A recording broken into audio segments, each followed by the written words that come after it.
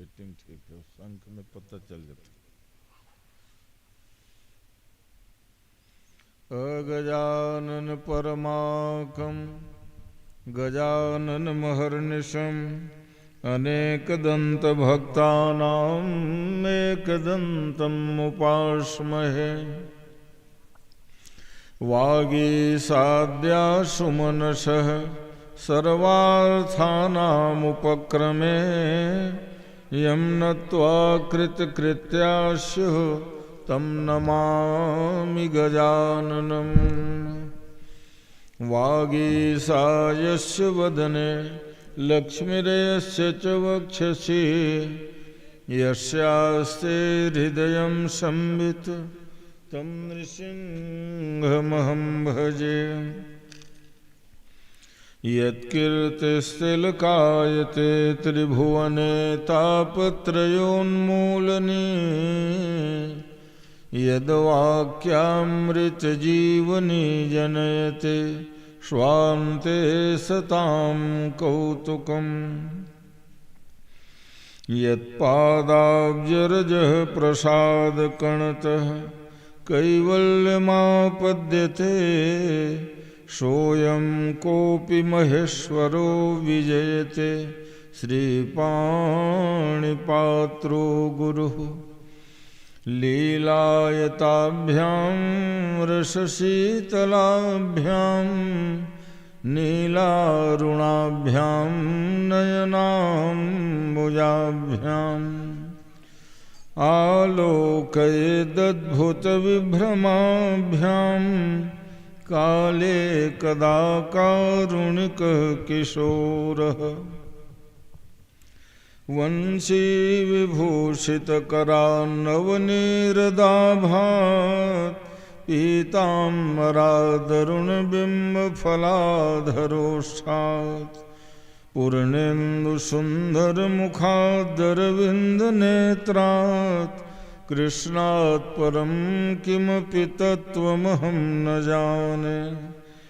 राधाकरावचितपल्लववल्लरीके राधापदाङ्कविलसन्मधुरसलीके राधा यशोमुखरमत्तखगावलीके राधा विहारविपिने रमतां मनो मे। वन्दे विदेहतनया पदपुण्डरीकं कैशोरसौरभसमाहितयोगिचित्तं हन्तुं त्रितापमनिशं मुनिहंससेव्यं सन्मानशालिपरिपीतपरागपुञ्जम्। यत्र यत्र रघुनाथकीर्तनं तत्र तत्र कृतमस्तकाञ्जलिं बाष्पवारि परिपूर्णलोचनं मारुतिं नमत राक्षसान्तकम्। या देवी सर्वभूतेषु मातृरूपेण संस्थिता नमस्तस्यै नमस्तस्यै नमस्तस्यै नमो नमः। ज्ञानिनामपि चेतांसि देवी भगवती सा बलादाकृष्य मोहाय महामाया प्रयुज्यते। सदाशिवसमारम्भां श्रीशङ्कराचार्यमध्यमाम् अस्मदाचार्यपर्यन्तां वन्दे श्रीगुरुपरम्पराम्। नारायणं नमस्कृत्य नरं चैव नरोत्तमं देवीं सरस्वतीं व्यासं ततो जयमुदीरयेत्। ॐ मनमङ्गलमोदमचावति हंसनचावति धावति आवति काग के ज्ञान की ज्योति जगावति भाव की बीन बजावति आवति।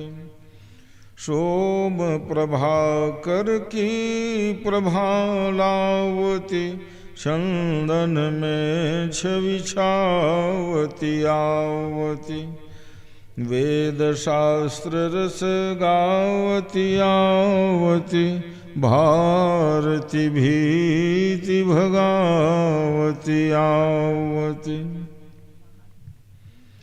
हे हनुमान महाबलवान, कृपा के निधान सुजान प्रभो, मम काज कहाँ अति भारी तुम्हें, जब लीन उठाए पाषाण प्रभो। तुम जानत हो सबके जिय की, तेहि ते नहीं कीन बखान प्रभो। हिय की अभिलाष सुपूरी करो, निज दास प्रमोद ही जानि प्रभो।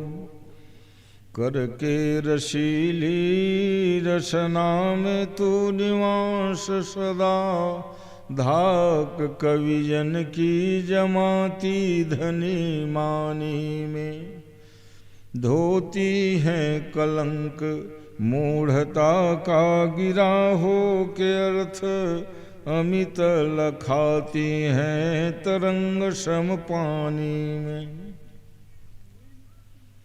जड़ जगती में एक तू ही चेतना का अंश, भ्रंश से रहित इस ध्वंस की निशानी में। तेरी ही दया का तारतम्य दिखता है देवी, मूढ़ अभिमानी में यति में गूढ़ ज्ञानी में। बोलिए भक्तवत्सल भगवान की जय। उमापति महादेव की जय। पवन सुत हनुमान की जय। गढ़भेड़ा बाबा की जय। समस्त ग्राम देवताओं की जय। सत्य सनातन धर्म की जय। धर्म की जय हो। अधर्म का नाश हो। प्राणियों में सद्भावना हो। विश्व का कल्याण हो। माता की जय हो। धर्म सम्राट पूज्य स्वामी श्री करपात्री जी महाराज की जय। व्यास भगवान की जय। अपने गुरु माता पिता की जय। हर महादेव। श्री राम जय राम जय जय राम। श्री राम जय जय राम। श्री राम जय जय राम। श्री राम जय जय राम। सीता राम मनोहर जोरी। सीता राम मनोहर जोरी। मनोहर जोरी मनोहर जोरी। मनोहर जोरी मनोहर जोरी। दशरथ नंदन जनक किशोरी। दशरथ नंदन जनक किशोरी। राधे श्याम मनोहर जोरी। राधे श्याम मनोहर जोरी। नंद नंदन वृषभानु किशोरी। नंद नंदन वृषभानु किशोरी। जय जय जय हनुमान गोसाई।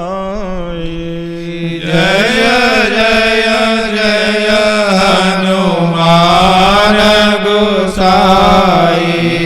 कृपा करहु गुरुदेव की नाई। कृपा करहु गुरुदेव की नाई।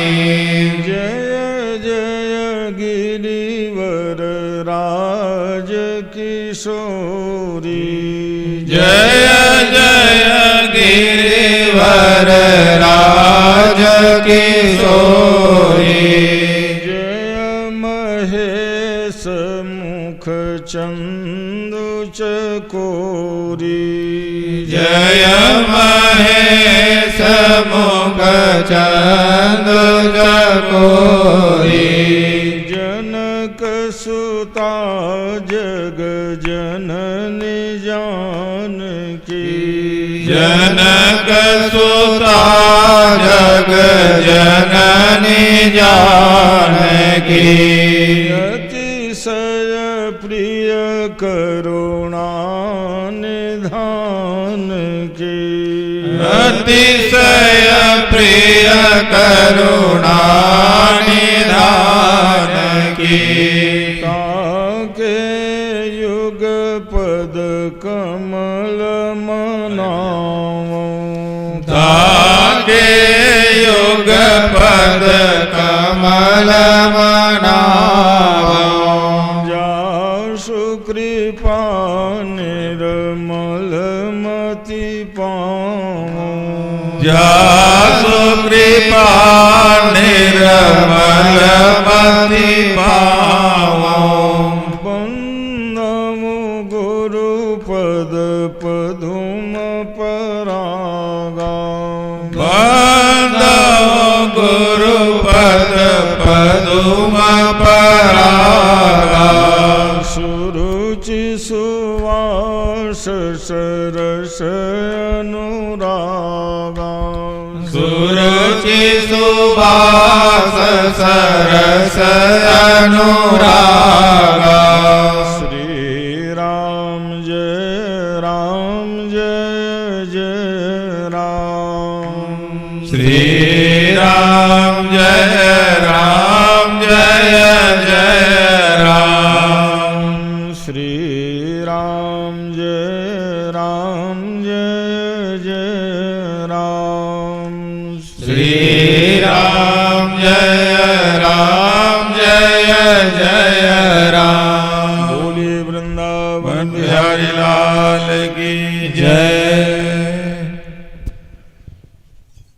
भगवत पादारविंद मकरंद सुधा के पान करने वाले मेरे आत्मस्वरूप जिज्ञासु श्रोता बंधुओं, ममतामयी श्रद्धामयी भक्ति शक्ति स्वरूपा माताओं तथा बहनों, स्वनाम धन्य आयोजक परिवार श्री रामेश्वर सिन्हा, परमेश्वर प्रसाद जी सिन्हा, द्वारका प्रसाद मिश्रा सिन्हा, सीतेश्वर जागेश्वर और शिवम पूरा परिवार आप लोगों के स्वागत में खड़ा है। और व्यासपीठ की ओर से हमारी बहुत बहुत मंगल कामना है कि माघ के महीना मकर का पर्व और उसमें आप भागवती कथा सुनकर अपने अंतःकरण के मैल को प्रक्षालन कर रहे हैं। गंगा आदि में है ना शरीर के मैल नहीं है ना, अंतःकरण के मैल को ही दूर किया जाता है, इसलिए वहाँ डुबकी भर लगाते हैं। रगड़ना उगड़ना बिल्कुल मना रहता है। हाँ, साबुन शैम्पून की जरूरत नहीं है, है? तो भगवान की कथा भी गंगा है और इस गंगा में बस गोता लगा लो, निष्पाप हो जाओगे, निष्कलंक हो जाओगे। है? भगवान महादेव जी जो वक्ताओं के भी वक्ता है, पार्वती जी को कह रहे हैं कि पूछे हो रघुपति कथा प्रसंग, सकल लोक जग पावनी गंगा। पार्वती जो तूने प्रश्न करी भगवान की कथा के बारे में ना, अरे वो तो लोक पावनी गंगा है।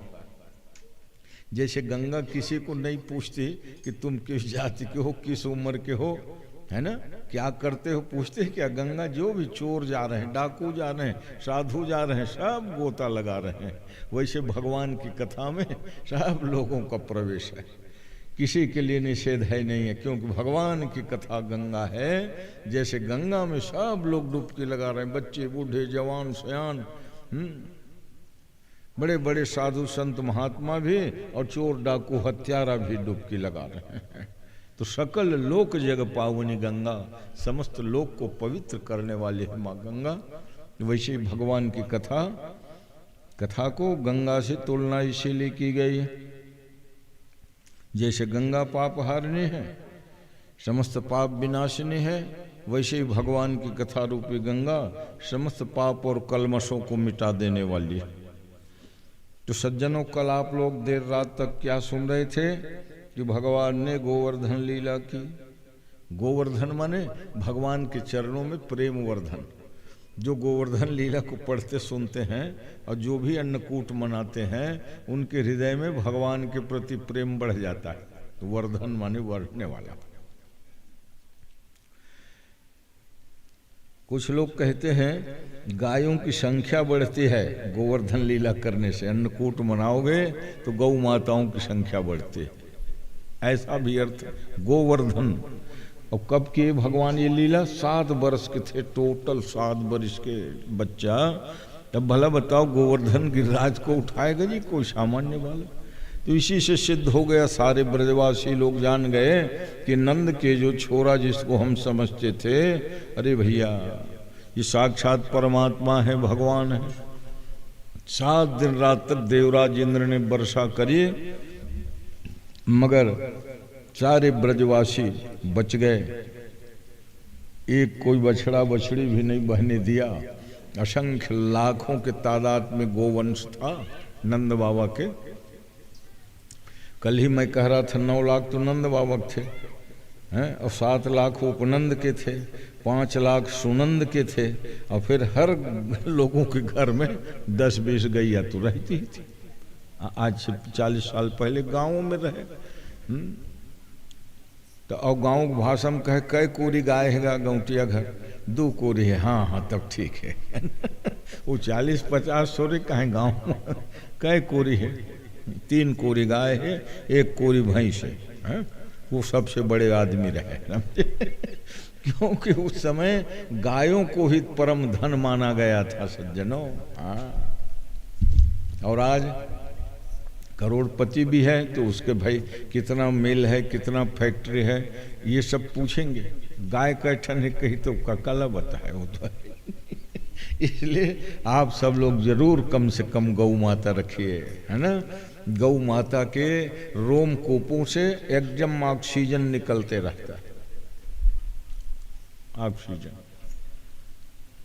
इसीलिए पुराने समय में श्वास दमा के रोगी हो जाए ना तो उसको गाय के कोठा में ही सुलाते थे। गाय के कोठा में अपना उसका खटिया बिस्तर लगा दें, और 1-8 महीना तक के सोने से वो रोग बिल्कुल रामबाण दवा, समझे। हाँ, जिसको लोग कहते थे दमादम के साथ ही जाता है करके, तो हमारे ऐसे पुराने वैद्य लोग चिकित्सक करे। क्यों? कि अरे भाई ऑक्सीजन की कमी होना ही दमा है, श्वास लेने में कठिनाई होना ही दमा है, श्वास रोग है ना। और गौ माता के रोमकूप कितने हैं, लाखों रोमकूप है, और उससे निकलती रहते हर क्षण ऑक्सीजन। ये पेड़ पौधे तो ऑक्सीजन देते हैं समय समय में ना। जैसे दिन को वो छोड़ते हैं दूषित वायु, माने दूषित वायु को ये खींचते हैं वृक्ष और ऑक्सीजन देते हैं, इसलिए परोपकारी है। जितना सब पर्यावरण की अशुद्धि है उसको ये सोख लेते हैं वृक्ष, और मनुष्यों को ऑक्सीजन, ऑक्सीजन माने प्राणदायिनी वायु। और उसके विपरीत तो ऑक्सीजन है, समझ लो है? तो गौ माता और वृक्ष ये दोनों से ऑक्सीजन, और वृक्षों में सबसे ज्यादा पीपल और तुलसी, इससे ऑक्सीजन निकलते रहता है। इसलिए तुलसी को अपने घर में, आंगन में, क्यारी में गमला में, अपने बैठक में भी रखे रहते हैं। हाँ, ताकि शुद्ध वायु उसको मिलता रहे। अब हमारे गुरुदेव तो कार जैसे गाड़ी में चले ना, तो उनके तुलसी 2 ठो गमला तो साथ ही चलते थे। उस दिन बताए थे ना, गंगा जल और नर्मदा जल पीने के लिए, तो तुलसी तो पूजा के भी रोज काम है, हैं? जब तुलसी गमला ही लेके चलो, क्योंकि वो तो निरंतर यात्रा में रहते थे ना, तुलसी कहीं मिले कि ना मिले, इसलिए तुलसी गमला साथ में, अगल बगल उनके सीट के मारे। तो सज्जनों, तुलसी बहुत ही ऑक्सीजन देने वाली है, प्राणदायिनी वायु देती है और गौ माता के प्रत्येक रोमकूप से निकलती है। इसलिए गायों पास जो ज़्यादा रहते थे, यादव लोग बड़े पहलवान और बलवान होते थे, है ना, तो उनको कोई रोग वोग होता नहीं था। गाय चराने के कारण गौ माता के चरण धूल उनके ऊपर रोज पड़ता है। गोधूली स्नान करते थे, पीछे पीछे चल रहे थे। और कल ही मैं बता रहा था, जो गौ माता के चरण धूल का स्नान करता है उसको त्रिवेणी संगम में नहाने का फल मिलता है। तो ये लोग तो घर बैठे माने स्नान कर रहे हैं कुंभ त्रिवेणी के, हैं? इसलिए बहुत श्रद्धा के साथ गौ सेवा करिए, भगवान कृष्ण ने समझाए। इसलिए सुरभि गौ माता जब भगवान के ऊपर दूध की धारा चारों थनों से, देवराज इंद्र ने देखा कि मैं गंगा जल से नहला रहा हूं और ये दूध कैसे बह रहा है नीचे में, हैं? सिर उठा देखे तो सुरभि गौ माता गोवर्धन गिरिराज के ऊपर खड़े हैं, आंखों से आंसू बह रही है और वो कह रही, हे गोविंद, हे गोपाल, आज से आपका नाम गोविंद होगा, क्योंकि गायों की रक्षा करने के लिए आपने गोवर्धन गिरिराज को ही ऊपर उठा लिया 7 दिन रात तक।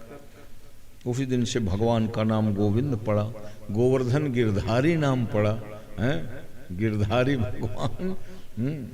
तो जो जो लीला भगवान ने करे, सुखदेव जी महाराज भगवती गंगा किनारे कथा सुना रहे हैं कि हे राजा परीक्षित, जैसे भगवान की अवस्था 8 वर्ष की हुई तो उन्होंने महाराज की लीला की। और महाराज की लीला इसलिए करी क्योंकि भगवान ने देखा कि कामदेव बड़ा उद्दंड है, कभी ब्रह्मा को हरा देता है, हैं? कभी शंकर जी से लड़ने चला जाता है। तो श्रीधर स्वामी ने बहुत सुंदर श्लोक लिखा, ब्रह्मादिजय संरूढ़ दर्प कंदर्प दर्पः। ये भागवत के सबसे उत्कृष्ट टीकाकार संस्कृत भाषा, श्रीधरी टीका उसका नाम है, श्रीधरी। वहाँ हिंदी एक अक्षर भी नहीं, संस्कृत का संस्कृत अनुवाद टीका में। तो रासलीला शुरू करने के लिए जब भागवत में क्या लिखे, भगवान पिता रात्रि शरदोत्फुल्ल मल्लिका, ये व्यास जी के प्रथम श्लोक है पंचाध्यायी का। 10वें स्कंद के अध्याय नंबर 29 से 33, यही 5 अध्याय भागवत के प्राण है। हरदम हर बार बतलाता हूँ, श्रीमद् भागवत भगवान का शरीर है, वांग्मयी मूर्ति है ना, भागवत ही भगवान है, भगवान ही भागवत है। हर बार सुनते हो, तो जब भागवत ही भगवान है तो भगवान का हृदय क्या है, वही 10वें स्कंद। और 10वें स्कंद में भी सार क्या माने है, तो कहा जैसे हृदय में 5 प्राण होते हैं, 5 प्रकार के प्राण, प्राण व्यान अपान उदान समान, 5 प्राणाः। पर प्राण माने जीव एक ठन नहीं, वहां 5 प्राण है। जैसे ऑक्सीजन लेते हो क्या कहलाएगा, प्राणवायु, और अपान छोड़ते हो उसका क्या नाम, अपान वायु। तो वैसे उदान व्यान समान, ये 5 प्रकार की वायु है, क्योंकि वायु का ही तो खेल है। पूरे शरीर में हवा दौड़ रही है, और हवा दौड़ रही, इसलिए फिर ब्लड वर्ड का सर्कुलेशन होता है। रक्तचाप क्या है, दाब होता है, तो रक्त का क्या दाब होगा, वायु के प्रचंड दौड़ रहा है। तो 5 होते हैं प्राण, 5 प्रकार के प्राण, व्यान अपान उदान समान है। और ये 5 प्राण का ठीक से व्यवस्थित रहने पर ही मनुष्य स्वस्थ रहता है। जैसे अपान वायु चढ़ गया, गैस नहीं खुला तो बीमार, प्राण वायु ठीक से नहीं ले सका फेफड़ा जो है तो बीमार। तो इन पंच प्राणों को, जैसे मनुष्य शरीर में 3 नाड़ियां होती हैं, वात कफ और पित्त की, तो वात कफ पित्त अगर जिसका बढ़िया है वो उसको कोई फिर रोग की बात ही नहीं। कोई भी रोग होता है तो समझ लो वहीं गड़बड़ी होगी। इसलिए वैद्य लोग किसी भी रोग का निदान वही नाड़ी देखते थे, वात कफ पित्त।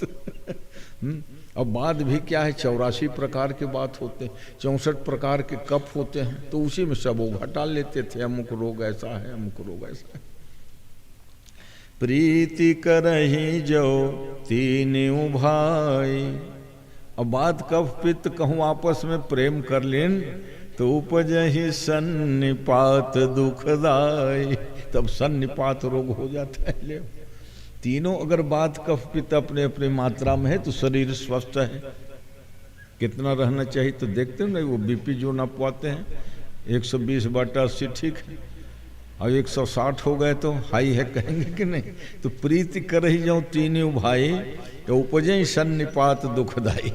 ये तीनों भाई कहीं सोचे हम भाई भाई हैं, चलो प्रेम से एक हो जाएं तो सन्निपात रोग हो जाएगा।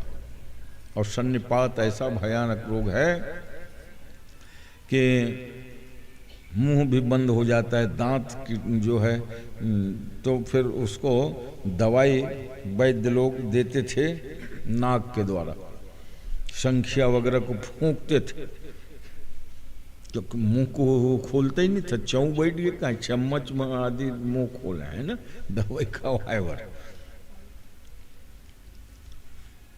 तो संख्या नाम का एक जहर है, बहुत है, मगर वो विष भी औषधि है, बताया ना।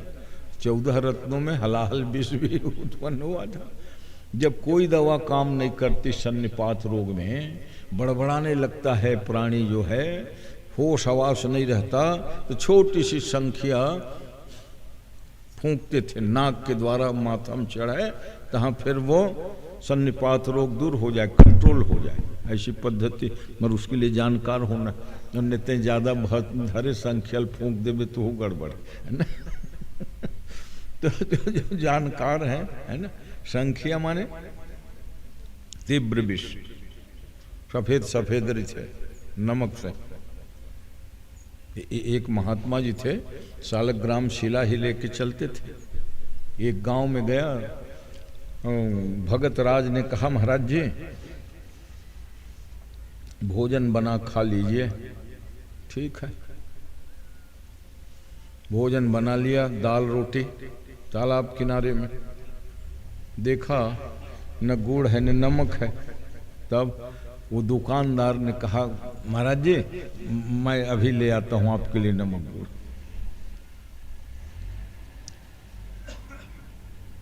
उसने छोटे बच्चे से कहा अरे मैं गुड़ निकाल रहा हूं घर से, तुम वो नमक को बांध दो पुड़िया में। और नमक की बरनी कह के वो संखियल बांध दे 16 का पुड़िया। जाग दे लोग महाराज जी, अब दाल में नमक डाल रहा हूं करके डाले, अब भोग लगाया। अब भोग लगाने के बाद पा गए कुछ नहीं हुआ, मगर देखा क्या दूसरे दिन पूजा के समय शालिग्राम भगवान 2 टुकड़ों में फट गया था। माने उस जहर विष को भगवान ने अपने ऊपर ले लिया भक्त को बचाने के लिए। ये माने सही घटना थी। संख्या माने तीव्र विष होता है। तो सज्जनों, भगवान वेद व्यास जी के बड़ी कृपा है जो ऐसे ऐसे महापुराण लिखे, महाभारत ग्रंथ लिखे, और ऐसा ऐसा प्रसंग जिस पर बड़े बड़े विद्वान गोता लगाते हैं। उनमें से रास लीला अद्भुत है। भगवान पिता रात्रि शरदोत्फुल्ल मल्लिका वीक्षरन्तुम मनश्चक्रे योग माया मुपाश्रितः। ये बता दिया कि भगवान ने योग माया के सहयोग से ही लीला करी। कौन है लीला करने वाले? तो कहा भगवान है। पहले ही शब्द ही भगवान, और भगवान का मतलब ये होता है वो हमारे आपके जैसे नहीं है, वो सब कुछ करने में सक्षम है। भगवान निर्विकार है, सारे भेदों से परे, इसलिए तो भगवान है। सकल विकार रहित गत भेदा, और कही नित नेति निरूप ही वेदा। वेद जिन्हें नैति नैति करके निरूपण करते हैं। परमात्मा विकारों से परे हैं, भेद से परे हैं। इसीलिए श्रीधर स्वामी जो भागवत के अद्भुत टीकाकार हैं, ऐसे तो कई लोगों ने टीका लिखी है हिंदी में, है मगर चूर्णिका टीका श्रीधरी टीका ही है। श्रीधर भाष्य, भाष्य कहलाता है। संस्कृत जो टीका होते हैं ना भाष्य, जैसे शंकराचार्य जी ने गीता पर टीका लिखी तो शंकर भाष्य, रामानुजाचार्य ने लिखा तो रामानुज भाष्यम। तो श्रीमद् भागवत पर टीका श्रीधर स्वामी की, जो विद्वानों को पढ़ने लायक है ना, मगर वो आम लोगों के पल्ले कम पड़ेगा क्योंकि विषय क्लिष्ट हो जाएगा। अरे भाई टीका जब अपने हिंदी में या लोक भाषा में करते हैं तो उसको समझाने के लिए है। तो श्रीधर स्वामी ने शुभारंभ में लिखा कि ब्रह्मादि जय संरूढ़ दर्प कंदर्प दर्पहा जयति श्रीपतिर्गोपी रास मंडल मंडन। कामदेव ने सोचा कि मैंने ब्रह्मा को हरा दिया, देवराज इंद्र को भी हरा दिया, मैंने काम के बस में सब हो गए, बड़े बड़े संत महात्मा भी। तो क्यों न भगवान कृष्ण जो योगेश्वर कहते हैं अपने आप को, उनको मैं युद्ध के लिए ललकारूं। और ललकारे क्या, भगवान के पास पहुंच ही गए द्वारिका पे। अभी द्वारिका नहीं गए हैं, ब्रज में ही पहुंच गए। और भगवान कहने लगे मैं आपसे लड़ना चाहता हूँ। भगवान ने कहा अरे काम तो बड़ा लड़ाकू है, काहे को मेरे से लड़ेगा भाई, अभी मैं 8 साल की उम्र मेरी हो रही है और तू कहाँ दुर्धर्ष काम। काम ने कहा शंकर भगवान से एक बार लड़ा था, उन्होंने मुझे जला दिया, भस्म कर दिया। भगवान ने कहा भस्म करने के बाद भी तेरे को जीवित रखा ना, बिनु बपु व्यापई सकल जग, बिना शरीर के सारे संसार में तुम व्याप्त हो। क्योंकि काम को अगर पूरा नष्ट कर दिए होते तो संसार की सृष्टि की प्रक्रिया बंद हो जाती। इसलिए भगवान ने जलाया तो जरूर तुम्हें, मगर बिनु बपु व्यापई सकल जग, बिना शरीर के सारे जगत में व्याप्त रहोगे, ये उनकी कृपा थी शंकर जी की। बिनु बपु व्यापई, बिना शरीर के तुम व्याप्त हो। तो काम ने कहा मैं रामावतार में आपसे लड़ा। हाँ लड़े थे, क्या हुआ परिणाम जानते हो, वहां भी हार गए थे तुम। भगवान कृष्ण ने कहा रामावतार में तो लड़े थे रे, भारी बहादुर बन के आए थे, हैं? कहाँ राम और काम की लड़ाई कहाँ हुई थी? तो तुम रामायण में पढ़ते हो कंकन किंकिनी, भगवती जानकी सखियों के साथ पुष्प वाटिका में गई है। और किस लिए गई? तो गिरजा पूजन जननी पठाई। और उसी समय गुरु की आज्ञा से राम लक्ष्मण दोनों भाई फूल दल लेने चले थे। बड़ा सुंदर वहां वर्णन किया कि भगवान राम भगवती जानकी जी के साथ साथ अन्य सखियों के कंकन किंकिन। अरे भाई जब 150 बहन बेटियां चलेंगी तो चूड़ी खनकेगी, पायल बजेगी, खन खन आवाज आएगी, वो चुपचाप थोड़ी चलेंगे। अरे एक जने है तो भला पता चले न चले, दबे पांव चले आवे। मगर वहां तो क्या लिख रहे हैं, कंकण किंकिनी नूपुर धुनी सुनी। पायल के नूपुर की आवाज, कंकन किंकिन की आवाज, कहत लखन सन राम हृदय गुनी। भगवान राम ने लक्ष्मण जी से कहा कि लक्ष्मण लगता है कामदेव ने आज युद्ध के लिए नगाड़ा बजा दिया है।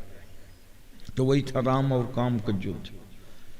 कामदेव हारे क्योंकि राम मर्यादा पुरुषोत्तम है, संयमी है, और जो मर्यादा में रहने वाले हैं उसको काम जो है नहीं हरा सकता। हाँ, जो अमर्यादित जीवन जिएगा वो काम के वशीभूत होते हैं। इसीलिए काम ने कहा कि आप मर्यादा पुरुषोत्तम थे, इसलिए मैं नहीं हरा पाया, मैं ही हार गया था। इसलिए भगवान ने कहा, रे काम तू हार गया ना, तो चल मेरे विवाह में मैं जा रहा हूँ मंडप, तो तू घोड़ा बन जा। जनुबाज वेश बनाई, जनु माने मानो, जनुबाज वेश बनाई मनसिज, मनसिज माने काम, काम मन से ही पैदा होता है, इसलिए उसका एक नाम मनोज है? मनोभव, मनसिज काम। हार गया था काम, बोले क्या सजा? कहा तुम घोड़ा बन जाओ, तेरे पीठ में मैं जाऊंगा मंडप छूने। विवाह में मंडप छूने बर जाता है ना शुरू में, तब अंदर मंडप में प्रवेश करते हैं। तो जनुबाज वेश बनाई मनसिज, ऐसा लगा कि माने कामदेवी घोड़ा के रूप बना करके आए थे। कैसे जाना? तो कह जई तु रंग पर राम विराजे, और गति बिलो की खगनायक लाजे। सामान्य घोड़ा जो है गरुड़ से ज्यादा फास्ट चलेगा क्या? यहाँ लिख रहे हैं गति बिलो की खगनायक लाजे। खगनायक माने पक्षीराज, गरुड़ भी लजा जाए उसकी गति और चाल को देख के, हैं? जबकि कल आप सुन रहे थे गरुड़ की गति क्या है? छंदोमय न गरुड़े न समोहिमान, शब्द की गति। और तो शब्द से भी ज्यादा फास्ट है ये मनोभव है ना, मन, मनसिज है, मन से पैदा होता है। काम कहीं रहता थोड़ी, मन से ही वो पैदा होता है। मन बिगड़ गया तो विकार सब चले आते हैं, काम क्रोध लोभ आदि जो।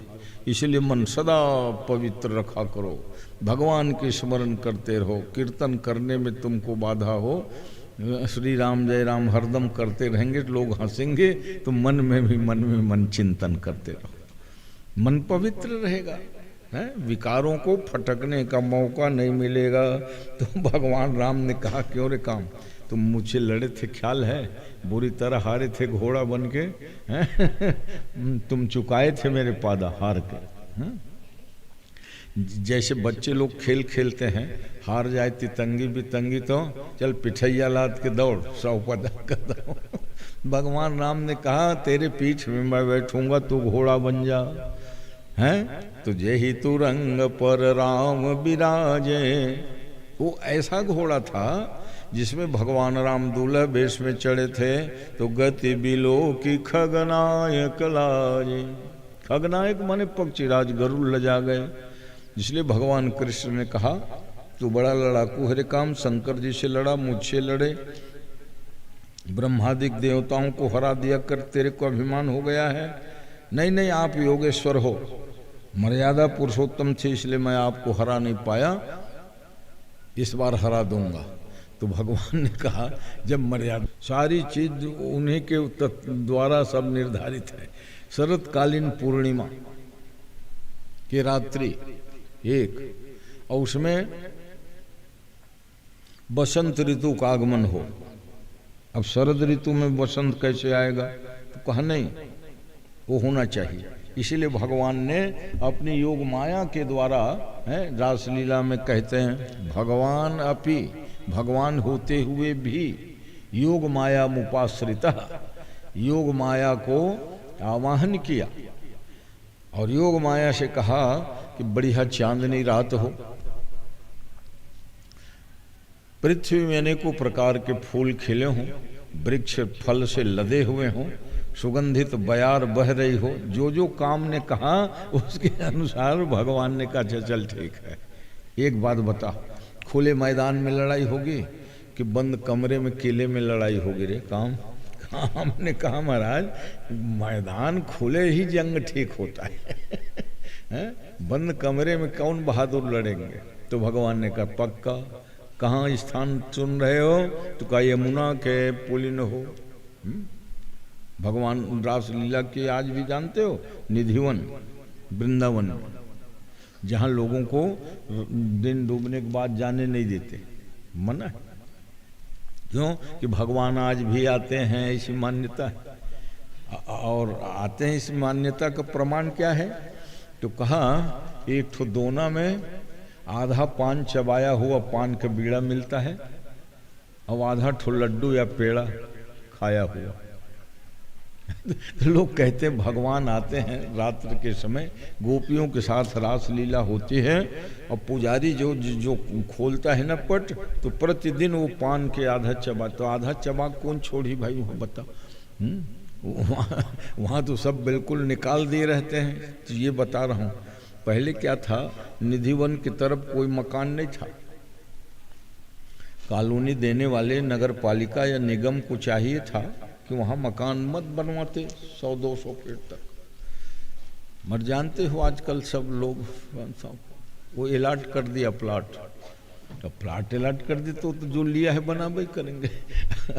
और बनाए तो वो निधिवन की तरफ सब खिड़की खोल खोल के रखे, हवा आएगी करके, क्योंकि खुला मैदान है।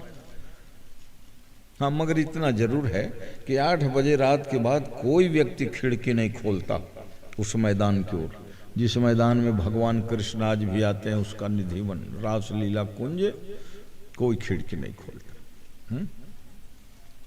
भाई अनेक कथानकों से भरा हुआ है, वृंदावन धाम भगवान के दिव्य धाम है। और वो जो कॉलोनी बस गई बिल्कुल निधिवन से अब लगा हुआ है। तो एक भाव के अनुसार एक महिला, और वो भी कोई बुढ़ी उड्ढी नहीं, 25-30 साल की महिला कहती है कि मेरे को ऐसा लगा कि 2 बजे रात को मेरे आंगन में कोई रुंझुन रुंझुन पायल बजने हैं। तो नींद खुल गई। कहे बिल्कुल निधिवन से लगा हुआ है उस महिला के घर। जो पायल की आवाज सुनी, मैं कौन आया है करके उठी, मगर वो कोई दिखे नहीं, गायब। और सवेरे जब झाड़ू लगाने को आंगन में आए तो राधा रानी के वो पायल के घुंघरू मिली। तो कैसे जाने वो राधा रानी के पायल तो कहा भगवान नित्य निकुंज में रास बिहारी, और उस घुंघरू को वो इतना जतन के रखी, दिव्यम धर के, है ना, वो वायरल भी हुआ था कि ये जो है वो राधा रानी के ही पायल के नूपुर के, तो अहो भाग्य है मेरा। तो ये भावना की प्रधानता होती है। अरे भाई अन्य कोई मनुष्य आए ही नहीं उसके घर में, तो कहाँ से पायल के घुंघरू आ जाएंगे। तो इसको जांचने के लिए क्या किया, नौजवान छोकरों ने जितने वहाँ झाड़ियाँ हैं ना वो वृंदावन की निधिवन में, उसको एक रस्सी से बांध दिए सब जोड़ के। लोग कहते हैं कि रात के समय गोपी बनती हैं, भगवान के साथ नृत्य हाव भाव करते हैं, तो बंधे रहे तब कहाँ नाचे पाए, ऐसे कि सब रस्सी में सब वो झाड़ हैं, हजारों वृक्ष है। और जब सवेरे देखे ना तो सब की रस्सी बंधन टूटा तुम क्या बांध पाओगे, वो तो गोपियां थी, नृत्य करी भगवान के साथ में। तो रास लीला के बारे में क्या बताओगे। यहाँ तो रास लीला संक्षेप में कह के भगवान के रुक्मिणी मंगल होना है। रास लीला में कई स्थान में बहुत बोले हैं, मैं पूर्व में यहाँ भी बोला हूँ घंटों। तो भगवान पिता रात्रि शरदोत्फुल्ल मल्लिका, भगवान ने कामदेव के शर्त को स्वीकार कर लिया। खुले मैदान में लड़ाई होगी नहीं, चर्चा चल ठीक है। और भगवान इसीलिए शरतकालीन पूर्णिमा के रात्रि के समय जब योग माया को बुला के कहा तो वहाँ मोगरा के फूल भी खिल गए, कहते मल्लिका, शरदोत्फुल्ल मल्लिका। और शरद में मल्लिका उत्फुल्ल माने खिलते नहीं है, मगर कैसे खिल गए, तो कहा बसंत को भी बुलाए थे ना भगवान ने, ऋतुराज बसंत का आगमन हुआ था इसलिए मोगरा खिले। और निशम्य गीतम तदनंग वर्धनम, एक आध श्लोक देख लो। निशम्य गीतम तदनंग वर्धनम ब्रजस्त्रिय कृष्ण गृहीत मानसा। भगवान अर्धरात्रि के समय जब यमुना किनारे अपनी बांसुरी को बजाई तो कहते हैं वो गोपियां जिनके चीर हरण किए थे, माने वासना को भगवान ने जिनके चुरा लिए हैं, सब लोग नहीं दौड़ी। कल सुन रहे थे भगवान ने चीर हरण की लीला करी थी, और चीरहरण क्या है? वासना रहितम बना दिए थे। उनको कहे थे रासलीला में तुम लोग आना। जिसके मन में वासना है, विकार है, वो रासलीला में फटक नहीं सकता और न वो रासलीला को समझ सकता, क्योंकि ये रासलीला भागवत के प्राण है, भागवत प्राण है। इसलिए बांसुरी बजी। अब देखो भगवान ने बांसुरी तो कई बार बजाई है। वेणु निनाद कल आप सुन रहे थे क्या? भगवान ने बांसुरी बजाई जब छोटे थे, जिसके बारे में सुने मुरहर रंधन समय। उस बांसुरी की आवाज से गोपियों की चूल्हे की आग बूझ जाती थी, हैं? इसलिए उन्होंने निवेदन किया था, मुरहर रंधन समय, हमारे भोजन बनाते समय बांसुरी मत बजाया करो। तो उस बांसुरी से तो भगवान ने अपने भक्तों को रससिक्त किया। और इस बार जो बांसुरी बजी है, वो रासलीला में गोपियों को बुलाने के लिए बजी। इसलिए कहते निशम्य गीतम, गीतम मन सुनकर, बांसुरी के ध्वनि को सुनकर। और वो जो बचपने में जो बंसी चोरी किए थे ना, वो बांसुरी की ध्वनि अलग थी, है ना। वहाँ ऐ श्याम तेरी बंसुरी ने क्या सितम किया, माने उस बांसुरी की ध्वनि से यमुना की धारा रुक जाती थी और गैया चारा चरना छोड़ देती थी, बछड़े दूध पीना छोड़ देते थे। और आज जो बांसुरी बजी है वो उसमें एक बहुत बड़ा हेतु है। निशम्य गीतम तदनंग वर्धनम और ब्रज स्त्रिय कृष्ण गृहीत मानुषा। काम ने क्या किया जानते हो? भगवान ने मेरे को युद्ध में ललकारा है करके गोपियों के मन में काम जो है बस गया, पहले से डेरा डाल दिया। भगवान समझ गए, अरे काम तो खुले मैदान में लड़ूंगा कहा था, और आज मेरे भक्त गोपियों के तो हृदय में प्रवेश करके तू युद्ध करना चाहता है। ये तो किले के अंदर की लड़ाई हो गई। इसलिए भगवान ने वो रासलीला के कई श्लोक ऐसे जो बड़े बड़े विद्वान जो पढ़े लिखे ना, उनको भी बड़ा आश्चर्य होता है। उत्तम भयन रतिपतिम रमयांचकार। रतिपतिम कामदेव को उत्तम भयन भगाने के लिए भगवान ने स्पर्श किया। जो वहाँ बात आती है ना, बाहु प्रसार परिरंभ कराल कोरु निविष्टनाग्र नख नर्म नखाग्र पाते ही। साहित्य के विद्वान कहेंगे ये क्या कर रहे हैं भगवान होके, हैं? बाहु पास में बंधे रहना, हैं? नखाग्रपात करना, चुंबन आदि, ये तो बहुत अश्लीलता है। बड़े बड़े राजा परीक्षित को मोह हो गया कथा सुनते सुनते। महाराज ये भगवान हो के कालीला कर रहे हैं, वो आप ही बता रहे हो। बाहु प्रसार परिरंभ कराल कोरु निविष्टनाग्र नख नर्म नखाग्रपात ही। तो वहाँ समाधान सुखदेव जी उत्तम भयन रतिपतिम रमयांचकार है। रमयांचकार बनता लकार में, लकार 10 होते हैं ना। तो कहा अब इतना कौन वहाँ भागवत में अर्थ लगाएगा, है?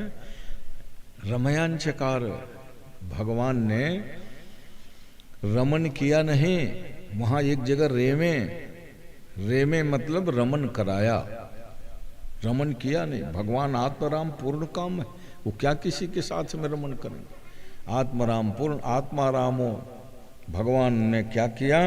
तो कामदेव को निकालने के लिए कहा, तुमरे खुले आम लड़ूंगा कहे थे, और गोपियों के हृदय रूपी मंदिर में कैसे घुसे हो? महल के अंदर से कोई लड़ाई लड़ते क्या बहादुर लोग? ये कोई बात है कि किला में चढ़ के तुम गोली बरसा रहे हो? आमने सामने लड़ो।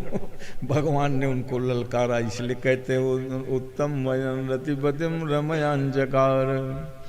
कामदेव जो निकला, क्योंकि वहाँ श्लोक में ही बता रहे हैं क्या कि निशम्य गीतम तदनंग वर्धनम। अनंग माने काम। हाँ, गोपियों के मन में काम का संचार हुआ। अनंग वर्धनम ब्रज स्त्री है। कौन से ब्रज की स्त्रियां? तो कहा भगवान ने जिनके चीर को हरण किया था, माने निष्पाप बना दिए थे, निष्काम बना दिए थे। रास लीला में उसी प्रवेश होगा जिसकी काम वासना नष्ट हो गई हो। हाँ, विशुद्ध लीला है वो, जीवात्मा परमात्मा के मिलन में कोई आवरण भी ना हो। आवरण वही चीर है, चीरहरण भगवान ने जो किया, कहा आवरण रहितम, जीवात्मा परमात्मा का मिलन ही रास लीला है सज्जन। आवरण रहितम बनाने के लिए ही वो चीरहरण की लीला की।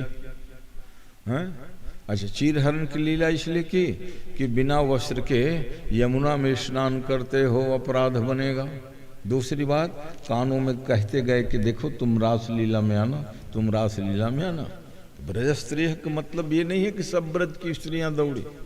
अरे ब्रज में तो काकी, फूफू, मामी सब रिश्तेदार होते हैं गांव में, सबके सब दौड़े कहोगे तो बड़ा गड़बड़ हो जाएगा कि मर्यादा की विपरीत होगी।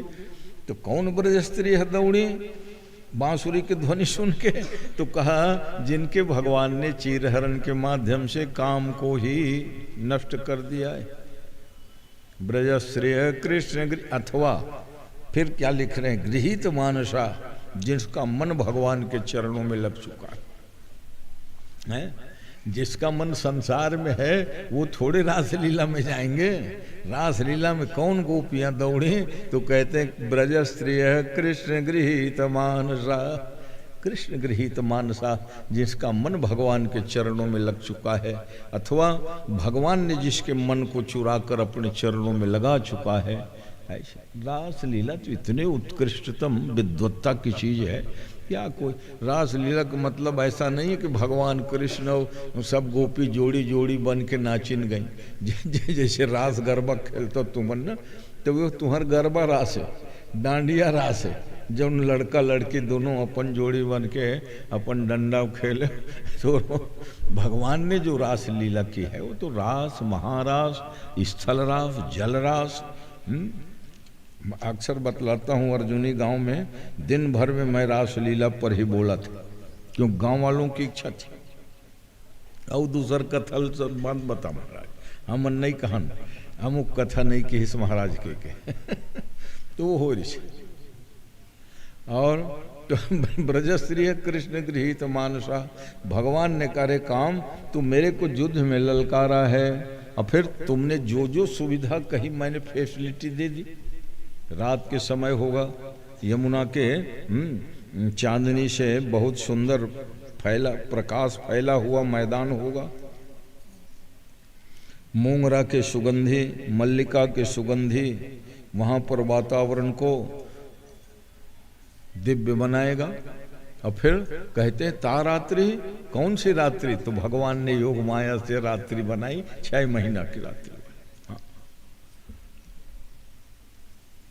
हमारे आपके 12 घंटे वाले रात्रि में वो रासलीला नहीं हुई। तो कहते हैं 6 महीना के बराबर एक रात्रि हुई थी जिसमें भगवान ने रासलीला करी। इसलिए आज भी 5000 साल कई पुराने मंदिर हैं ना, जैसे हमारे वहाँ देवरबीजा में है एक, और वहाँ देवरबीजा ऐसी जगह है जहाँ ब्राह्मण भी बहुत अच्छे अच्छे विद्वान, देवांगन वाले पार्टी बहुत धनवान हैं, और अन्य जाति के लोग। अब आज तो कस्बे बन गए, और स्वामी स्वरूपानंदी का वो प्री माने वो रहा है गांव हैं, अक्सर आते थे और कई बार उनकी कथा कराए। तो तालाब में एक ठो मंदिर है, शिखर में कलश नहीं है, बतलाते हैं कि ये 5000 साल से अधिक के है। तो वहाँ पंडित तखत राम जी थे, हमने उन्हें पूछा ये मंदिर कितना प्राचीन है? तो कहे ये 6 मसी रात के बने बाबू का है। मोहल्ला कही रहा है, और बोला मामा मान तखत राम पंडित जी, ये 6 मसी रात के। तो 6 मसी रात कब हो रही से? वो भगवान रासलीला कर इसके अंदर ही बने। तो वैसे ही एक मंदिर और है भिलाई के पास है ना, जहाँ मेला लगती शिवरात्रि। तो सज्जनों, निशम्य गीतम तदनंग वर्धनम ब्रज स्त्रिय कृष्ण गृहीत मानसा, जिन गोपियों के मन भगवान के चरणों में लग चुका है वो गोपियां दौड़ी, सब जने नहीं दौड़ी। अच्छा, खास बात और सोच लो भाई, अगर बहू बेटी कहीं घर से जाएंगे तो तो घर वाले को जानकारी होगी कि नहीं है करके। तो जो गोपियां दौड़ के गए, उनके पतिदेव ने सोचा कि पत्नी तो हमारे ही हैं, साथ में सो रही है, इसलिए किसी को संदेह नहीं हुआ। यही है योग माया मुपाश्रिता।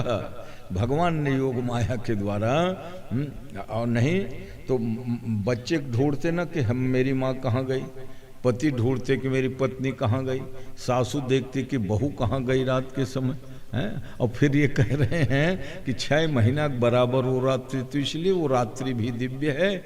और भगवान ने अपने योग माया के द्वारा अपने अपने घरों में गोपियां सब सो रही हैं, काम कर रही हैं। हाँ, ये विशेषता है। और नहीं तो वहाँ तो खोजम खोज मच जाता भैया। निशम्य गीतम तदनंग वर्धनम ब्रजस्त्रिय कृष्ण गृहीत मानसा आजगमुरन्योन्यपलक्षितोद्यमा शयत्र कांतो जवलोल कुंडला। जब दौड़ी बांसुरी की ध्वनि को सुन करके तो कहते हैं दुहंत्योपी, ये दशा थी। कोई गाय दो रही थी, छोड़ छाड़ के भागी, कोई भोजन पका रही थी, होश नहीं रहा कि भात गीला हो जाएगा कि दाल जल जाएगी। माने जो जिस स्थिति में थी दौड़ी, ये मेरे मत कहने का भाव। जो जैसे तैसे उठी धावें कृष्ण प्रेम के कारण हैं। अबाल वृद्ध कह संगन लावें। भगवान राम के बारे में भी जब वो वन के पथ में थे तो गांव-गांव में ऐसा आनंद हो रहा था, जो जैसे ही तैसे उठी दावें और बाल वृद्ध का संगन लावें।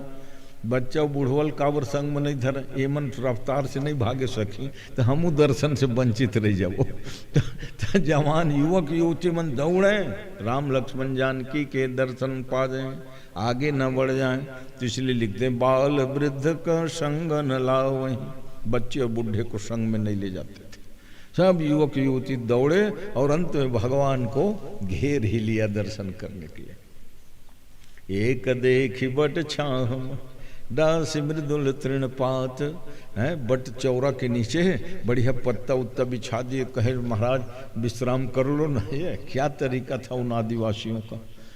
अब एक जन कलसम पानी धर के आ गया, प्रार्थना करे में नहीं रुकी। एक कलश भरियान पानी अवचय नाथ कहीं मृदुबानी। नाथ आचमन कर लो ना, तब तो रुके चल पड़ गए ना।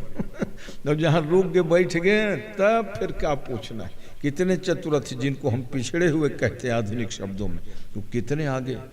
ऋषि मुनि कहते हैं अथातो ब्रह्म जिज्ञासा वेदांत का सूत्र है ना। वो उत्तर मीमांसा वेदांत है और पूर्व मीमांसा कर्मकांड है। मीमांसा शास्त्र के 2 भाग होते हैं।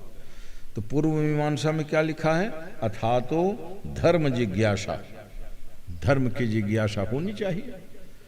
और उत्तर वेदांत में क्या लिखा, अथातो ब्रह्म जिज्ञासा, ब्रह्म की जिज्ञासा होनी चाहिए।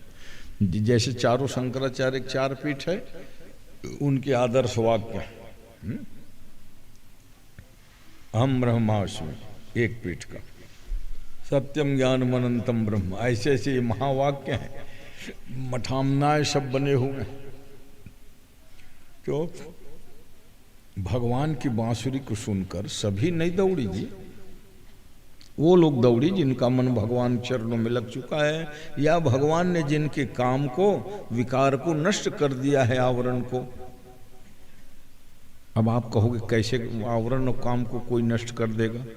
तो एक शब्द आता है, नूतन जलधर रुचये गोप वधूटी दुकूल चौराय।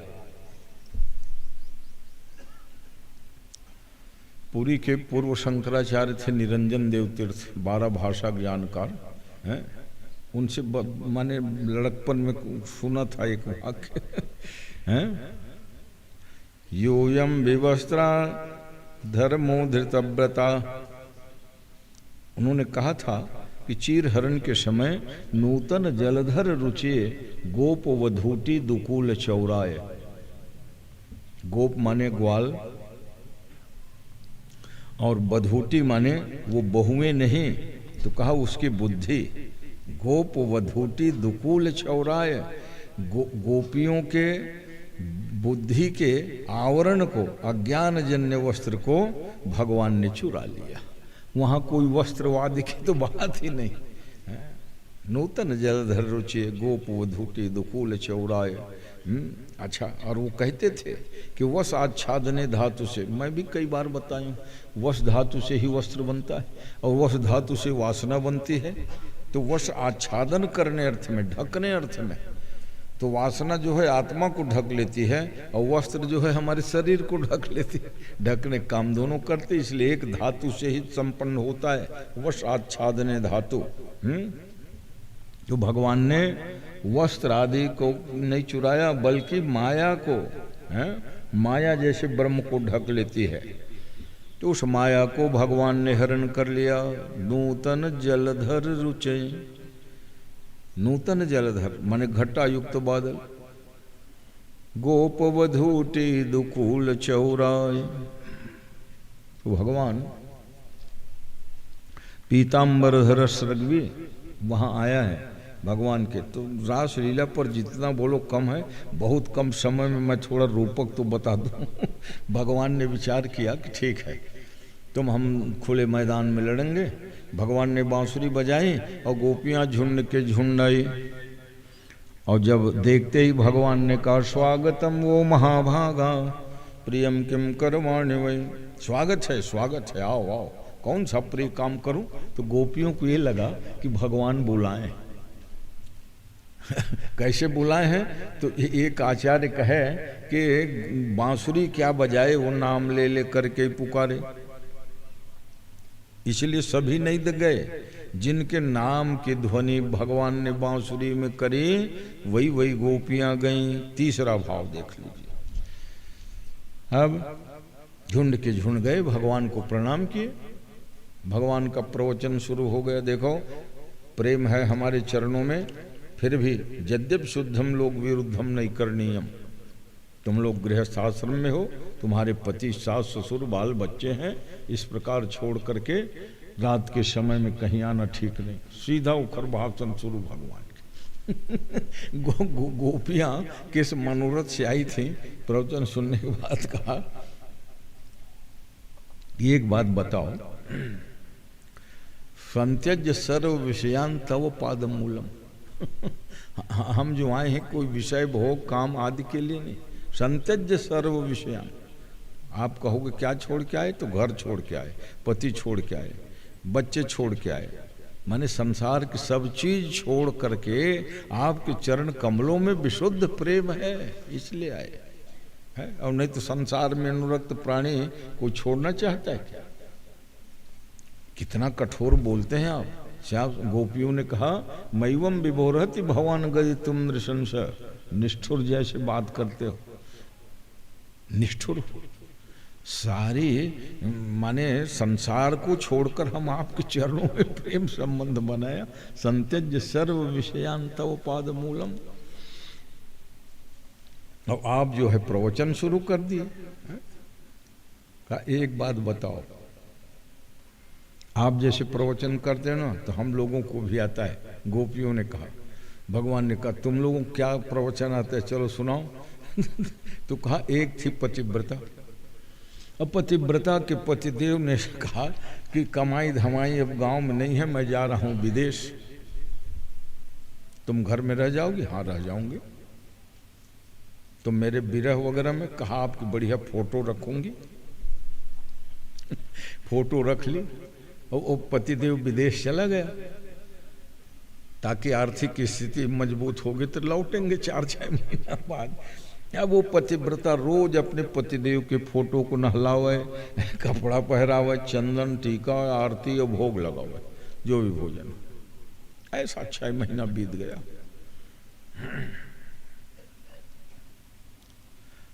अब भला बताइए, जो वास्तविक पतिदेव थे वो 6 महीना के बाद आ गया। रात के समय 9 बजे वो उनके फोटो को भोग लगा के बढ़िया है त्वदीयम्बश्च गोविंद कर रहे थे। अब ये सांकर खटखटाया, दरवाजा खोलो। अब असली पति आ गए, मगर वो दरवाजा रुक जाओ, अभी मेरे को जिमाने दो। गोपियां कथा कह रही। अब आप बताओ भगवान कि वो दरवाजा खोले कि वो फोटो के ही पूजा करती रहे।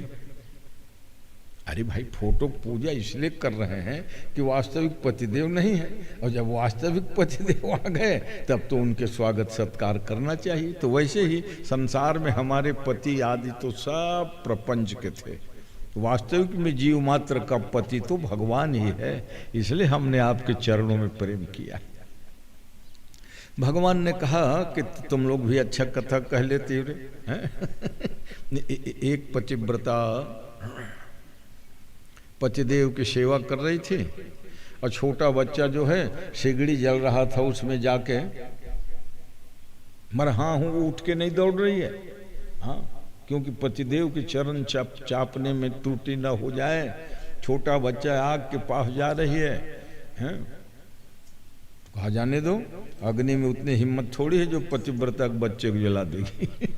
पतिदेव के पैर दबाते ही रही, सिगड़ी में गया बच्चा, वो सिगड़ी ही बूझ गया। तो गोपियों ने कई प्रकार की कथा जो है भगवान को सुनाई। मयिवं विभोरहति भगवान गदि तुम नृशंस संत्यज्य सर्व विषयान तव पाद मूलम। आपके चरण कमलों में हमने प्रेम किया है नाथ, है? और इतना आप कठोर हो जानते ना, तो हम इस संसार को छोड़ के आपके चरणों में प्रेम नहीं किए होते। बहुत कठोर बोलते हो। और ऐसा कह के गोपियों के आंसू जो है बहने लगे।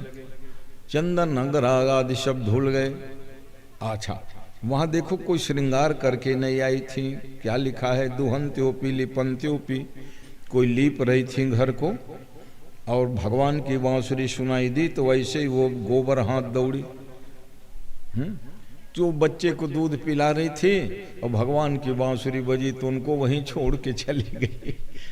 पतिदेव के साथ में कोई सो रही है, सासू माँ की सेवा कर रही, वो जो जैसे ही तैसे उठिता हुआ। ये वहां दिखाया, माने निरतिशय कन्हैया के प्रति प्रेम। चलो जाओ, सब लोग लौट जाओ, अपने अपने घरों में जाओ। तो वहाँ दोनों भाव है।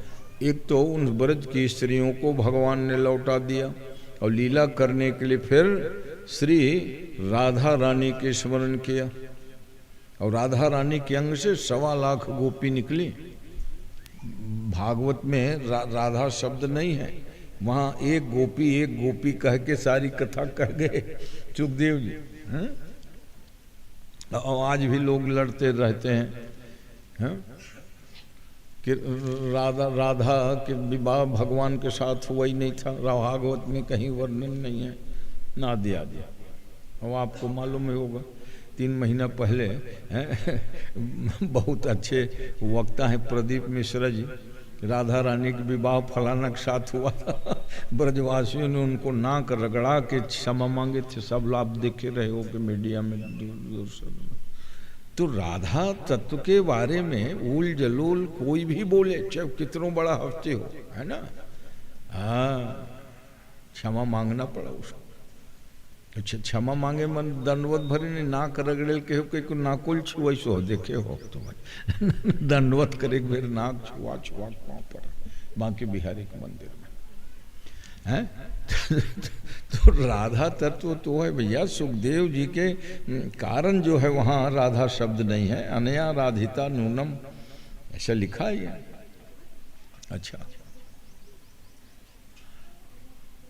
एक जो चैनल में आते हैं, क्या नाम, अनिरुद्धाचार्य, वो कहते हैं राधावंतो है, राधा शब्द है। विद्वानों ने बड़ा खंडन किया। अरे वहाँ आधावंतो है। रा का उच्चारण आप विद्वान हो करके राधावंतो नहीं है, आधावंतो दौड़ने अर्थ में। तो उसका बहुत जो है फजीहत हुआ। तो सज्जनों, शास्त्र सम्मत ही बात कहनी चाहिए, है ना। इसलिए बहुत फूंक के बोलना पड़ता है, क्योंकि आजकल मीडिया बहुत सक्रिय। बोलो भक्त वत्सल भगवान की जय। अच्छा चलो 2 मिनट बढ़िया भगवान नाम कीर्तन करो, मन और एकदम एकाग्र हो जाए। रास लीला तो वो है, भागवत के प्राण तत्व है।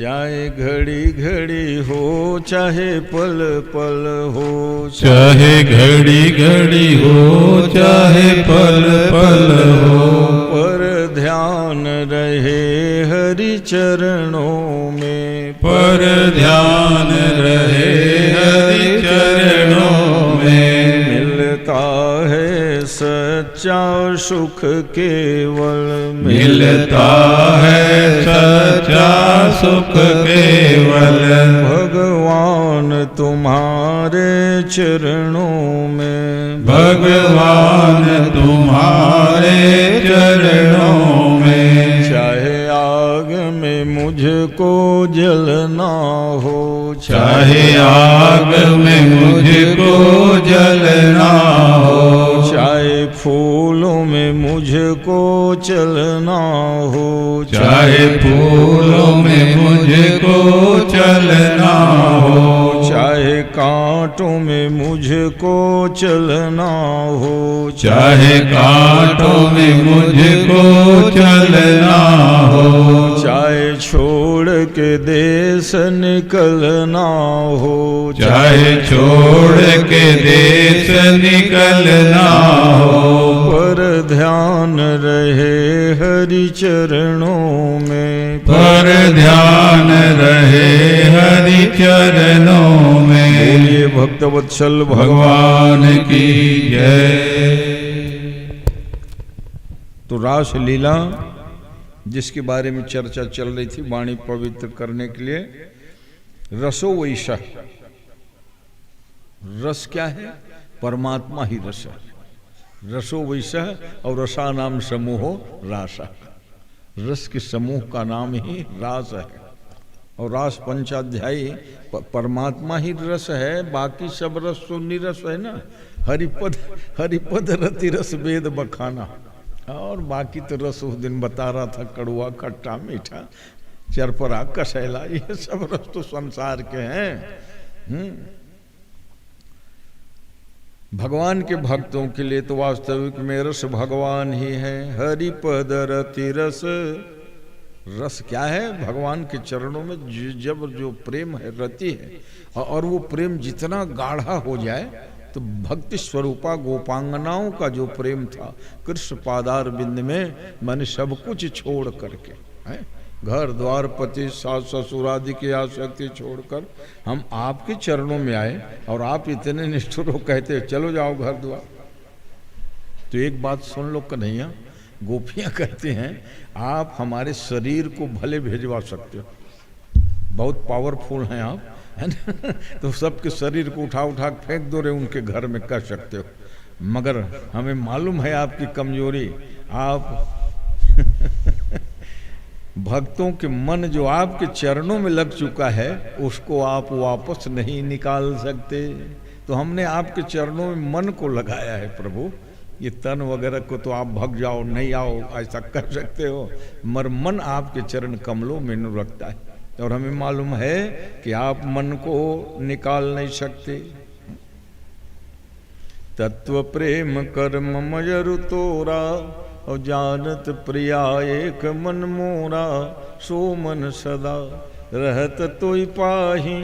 गोपियों ने कहा हम इसलिए मन को देने आए हैं आपको, क्योंकि आपका मन आपके पास ही नहीं है, वो राधा रानी के पास रहती है।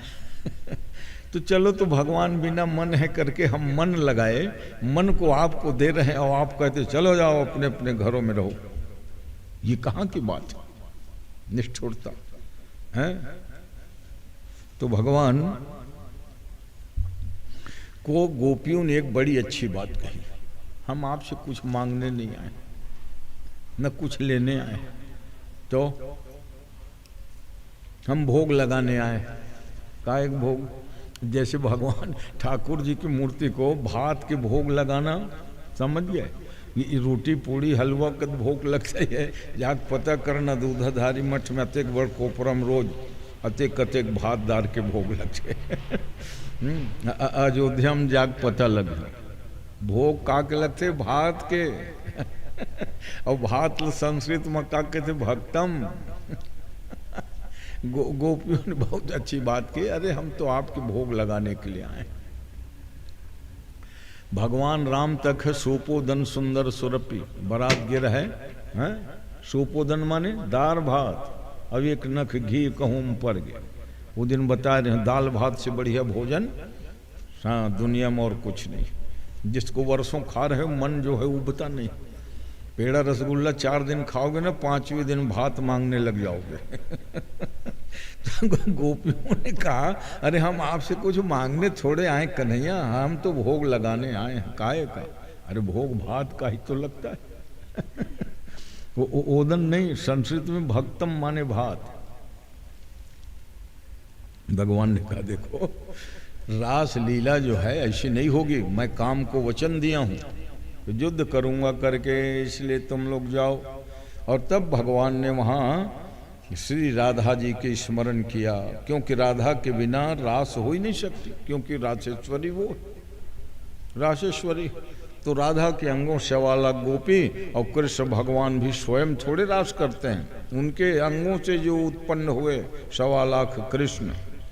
इसलिए राजा परीक्षित जब वो श्लोक को सुने कि अंगना मंगना मंतरे माधव माधवो माधवो चांतरे नांगना, 2 गोपी एक एक कृष्ण, 2 के बीच में एक कृष्ण या 2 माधव के बीच में एक गोपी, ऐसे गोल मंडलाकार जब खड़े हुए 2.5 लाख लोग, कितनी बड़ी जगह होगी बताओ।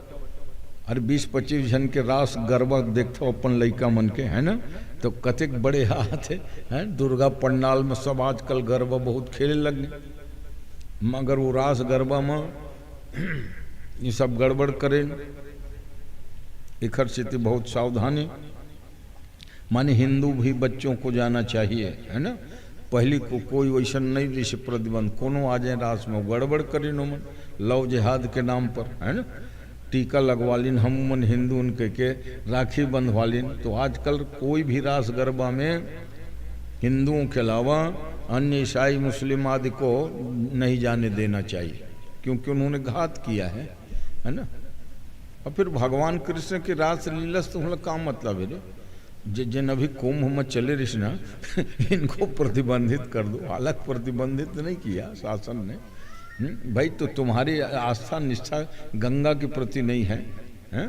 तुम वहाँ क्या करोगे? तुम अशुद्धि फैलाओगे, जूठा खिलाओगे। इसलिए लोगों ने, अखाड़े वालों ने मांग किया था प्रतिबंध लगा दो। तो वैसे ही रास गरबा जन होते हैं, वो मतलब ये हिंदू मन के दुर्गा पंडाल में तुम्हार का काम है भाई। तो ये जाके क्या किए, कई हिंदू लड़कियों को बरगला के, है ना, धर्म परिवर्तन करा दिया, लव जिहाद के नाम प्रसिद्ध। तो अब सब गांव चैत हो गए। बेमेतरक मंडी प्रांगण में होछे, मैं बिल्कुल कई दे आयोजक मल देखो रे, 2 जन वहाँ खड़े रहे करो, चेक करे लग, ताकि कोनो घो जाए। वहाँ तो सबके बेटी वहाँ हैं, पढ़े लिखे एक से एक। हमारे हिंदू समाज में बिटिया हैं, और भावुकतम का है बहकम जी। हाँ, तो उनको बताना पड़ेगा। ये रास गरबा में कोनो दूसर मत घुसन दे, हैं। हाँ, माँ बाप भी रहें। लड़का लड़कियां जब रास गरबा खेलते हैं तो वो गरबा रास है, डांडिया रास है। भगवान जब रास लीला करे हैं 1.25 लाख गोपी 1.25 लाख कृष्ण। अब एक बात है, इमा कोई अश्लीलता है कहीं ना। ये तुम्हें एक ठन बात बता दूं, जब रास लीला हो लगे तो आकाश में सब देवता और देवी देखे, व्योमयान कहे जहाज रोक दे, हवाई जहाज रोक, हमला हर एक टक देखन दे। रास लीला तब जहाज कैसे एक जहाज है जी, वो तो उड़ाते। हाँ, व्योमयान वनिता सिद्धई, व्योमयान माने विमान में देव ललना चढ़ी हुई है, देख रही हैं, फूलों की वर्षा हो रही है। भगवान शंकर भोले बाबा हैं, कहा हम भी जाएंगे। रास लीला हो रही है, और ये लीला तो भागवत के प्राण है। तो भगवान शंकर भी पहुंच गए, तैयारी होने लगे।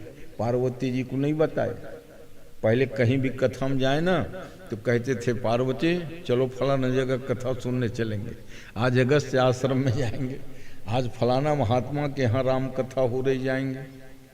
और आज पार्वती जी को कुछ कहबे नहीं किए, अपना सब सजने धजने लग गए भोले बाबा। पार्वती जी को डाउट हुआ, कहा क्यों? बोले बाबा कहीं जाने की तैयारी है क्या? मेरे क्यों नहीं बता रहे हो? कहा नहीं नहीं तुम्हें बताने की नहीं, आज मैं अकेले जाऊंगा।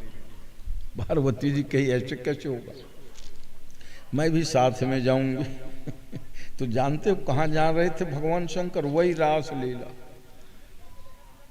और जाके दरवाजे में जब पहुंचे, गोपियों ने कहा आप कौन? कहा कैलाशपति उमापति महादेव। नो एंट्री, प्रवेश नहीं मिलेगा, चाहे आप महादेव हो तो कौन हो देव। रास लीला में उन्हीं को प्रवेश होगा जिनका मन, गोपी भाव का मतलब ही होता है समस्त इंद्रियों के द्वारा भक्ति रस का पान करे, उन्हें कहते हैं गोपी। गोर भी, गो माने इंद्रियां, इंद्रियों के द्वारा भक्ति रस का पान करे उसे कहते हैं गोपी।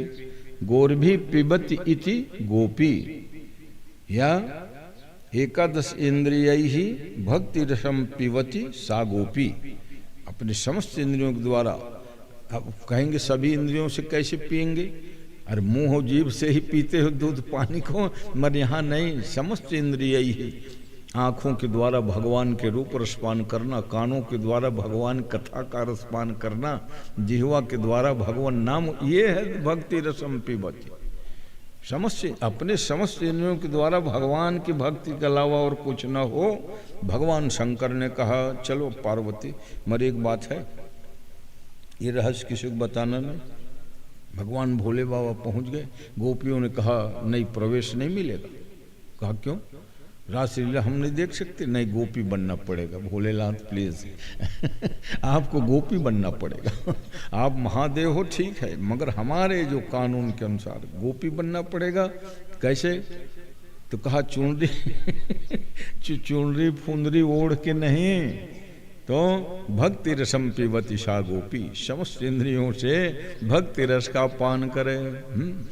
तो भगवान शंकर ने कहा देखो, तो तुम सब गोपी लोग सुंदर नाचोगी रासलीला में, क्योंकि रास जो है ये एक विद्वान अर्थ करे, लास्य शब्द नाचने अर्थ में है।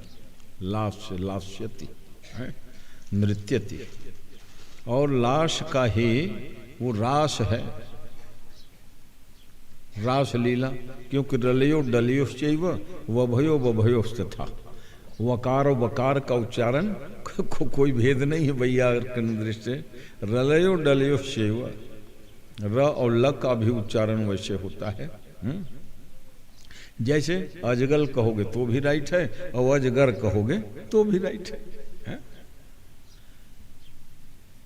इसलिए कई जगह उच्चारण में इतना भेद होते हुए भी अशुद्ध नहीं माना जाता। जैसे अड़ा को र कहते हैं बिहार आदि में। सड़क पर जा रहा था, सड़क नहीं, अड़ा वह तो है ही नहीं ना संस्कृत में, अड़ा भी नहीं है, वहाँ ढ है और ड है संस्कृत में। ये जो 52 अक्षर के जो वर्णमाला हुआ उसमें फिर अड़ा और अड़ा कर दिए हैं। इसलिए अंग्रेजी में भी जो जैसे तिरोड़ा, तिरोड़ा स्टेशन का नाम है तिरोड़ी, तिरोड़ा महाराष्ट्र में, मगर वहाँ तिरोड़ा डीए ही बस रहेगा। आड़ा के लिए क्या करेंगे वो अंग्रेजी में। हैं? तो सज्जनों, मैं ये कह रहा था भगवान शंकर, आइए भगवान शंकर ने कहा कि तुम लोग हमको मना मत करो, प्रवेश दे दो, हम भी नाचने जानते हैं। शंकर भगवान तांडव नृत्य वाले, कहा तुम लोग हमको क्यों रोक रहे हो? और जब प्रवेश हो गया तो भगवान शंकर भी सखी बन के ओढ़नी ओढ़ लिए और वैसा नृत्य किया। गोपेश्वर महादेव आज भी वहाँ मंदिर है, जाकर देख लेना, बहुत बढ़िया मंदिर बना हुआ है। लोग कहते हैं भैया ये शंकर जी ब्रज में कैसे? अरे वो रास लीला देखे लायरी से उन्हें रम गए। उसका नाम गोपेश्वर महादेव। तो भला बताओ, जिस लीला को देखने के लिए काम को जलाने वाले भगवान शंकर गए हो, उसमें कहाँ काम वासना उगर ही तसलीलता कि तुम गंध पाओगे। विक्रीडितं व्रजवधो विरिदं च विष्णु श्रद्धान्वितो शृणुयादथ वर्णयेद्यः। भगवान ने रास करी, फिर महारास, फिर जल रास, स्थल रास, और उस रास लीला के दर्शन सब देवता लोग कर रहे हैं। वहां काम गर्हित वासना कहाँ पाओगे? और फिर भगवान तो वो पद है जहाँ काम भी मुक्ति का साधन बन जाता है, काम भी मोक्ष का साधन बन जाता है पुरुषार्थ चतुष्टय में।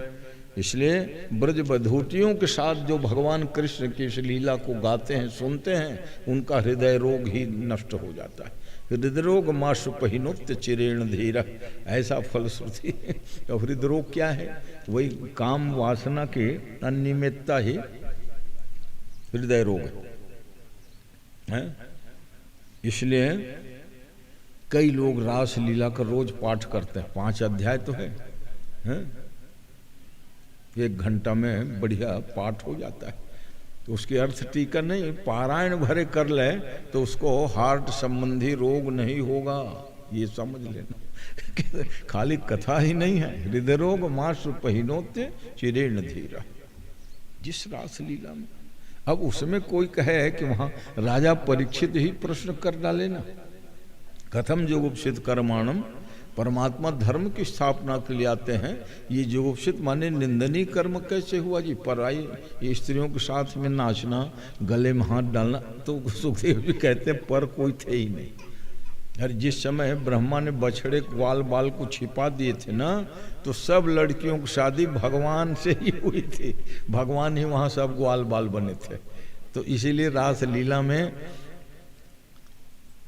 व्यवधान न हो, संदेह न हो, वो लीला कही है ना। ब्रह्मा जी ने ग्वाल बाल बछड़े को छिपा दिया गुफा में, और भगवान ने क्या किया? सब ग्वाल बाल अपने ही बन गए, बछड़े भी अपने ही बन गए।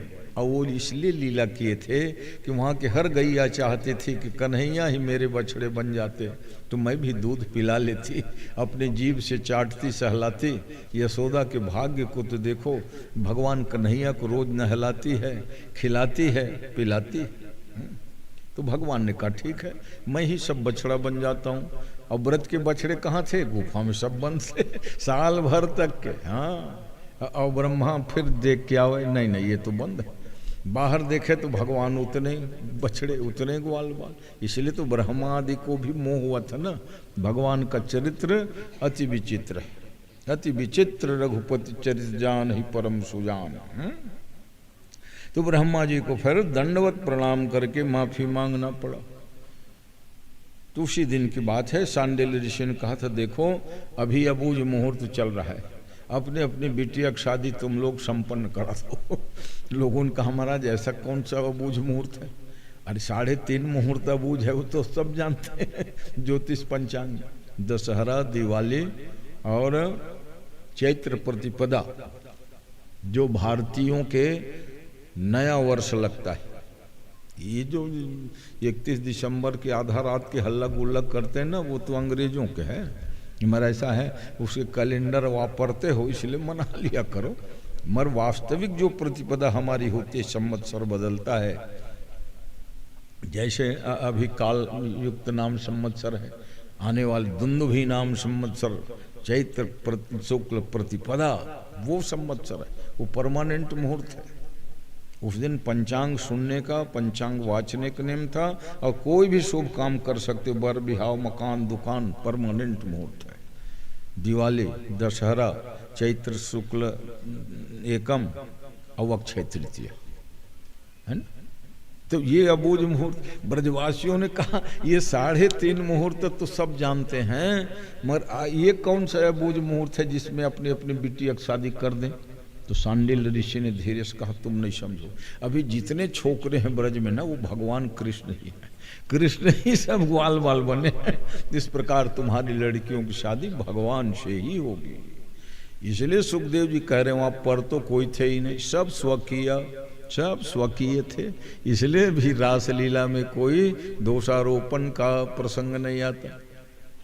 विक्रीडितम ब्रजबधो विदितम, जब जितना गाओगे रासलीला को नित्य नए नए भाव जो है निकलते रहेंगे।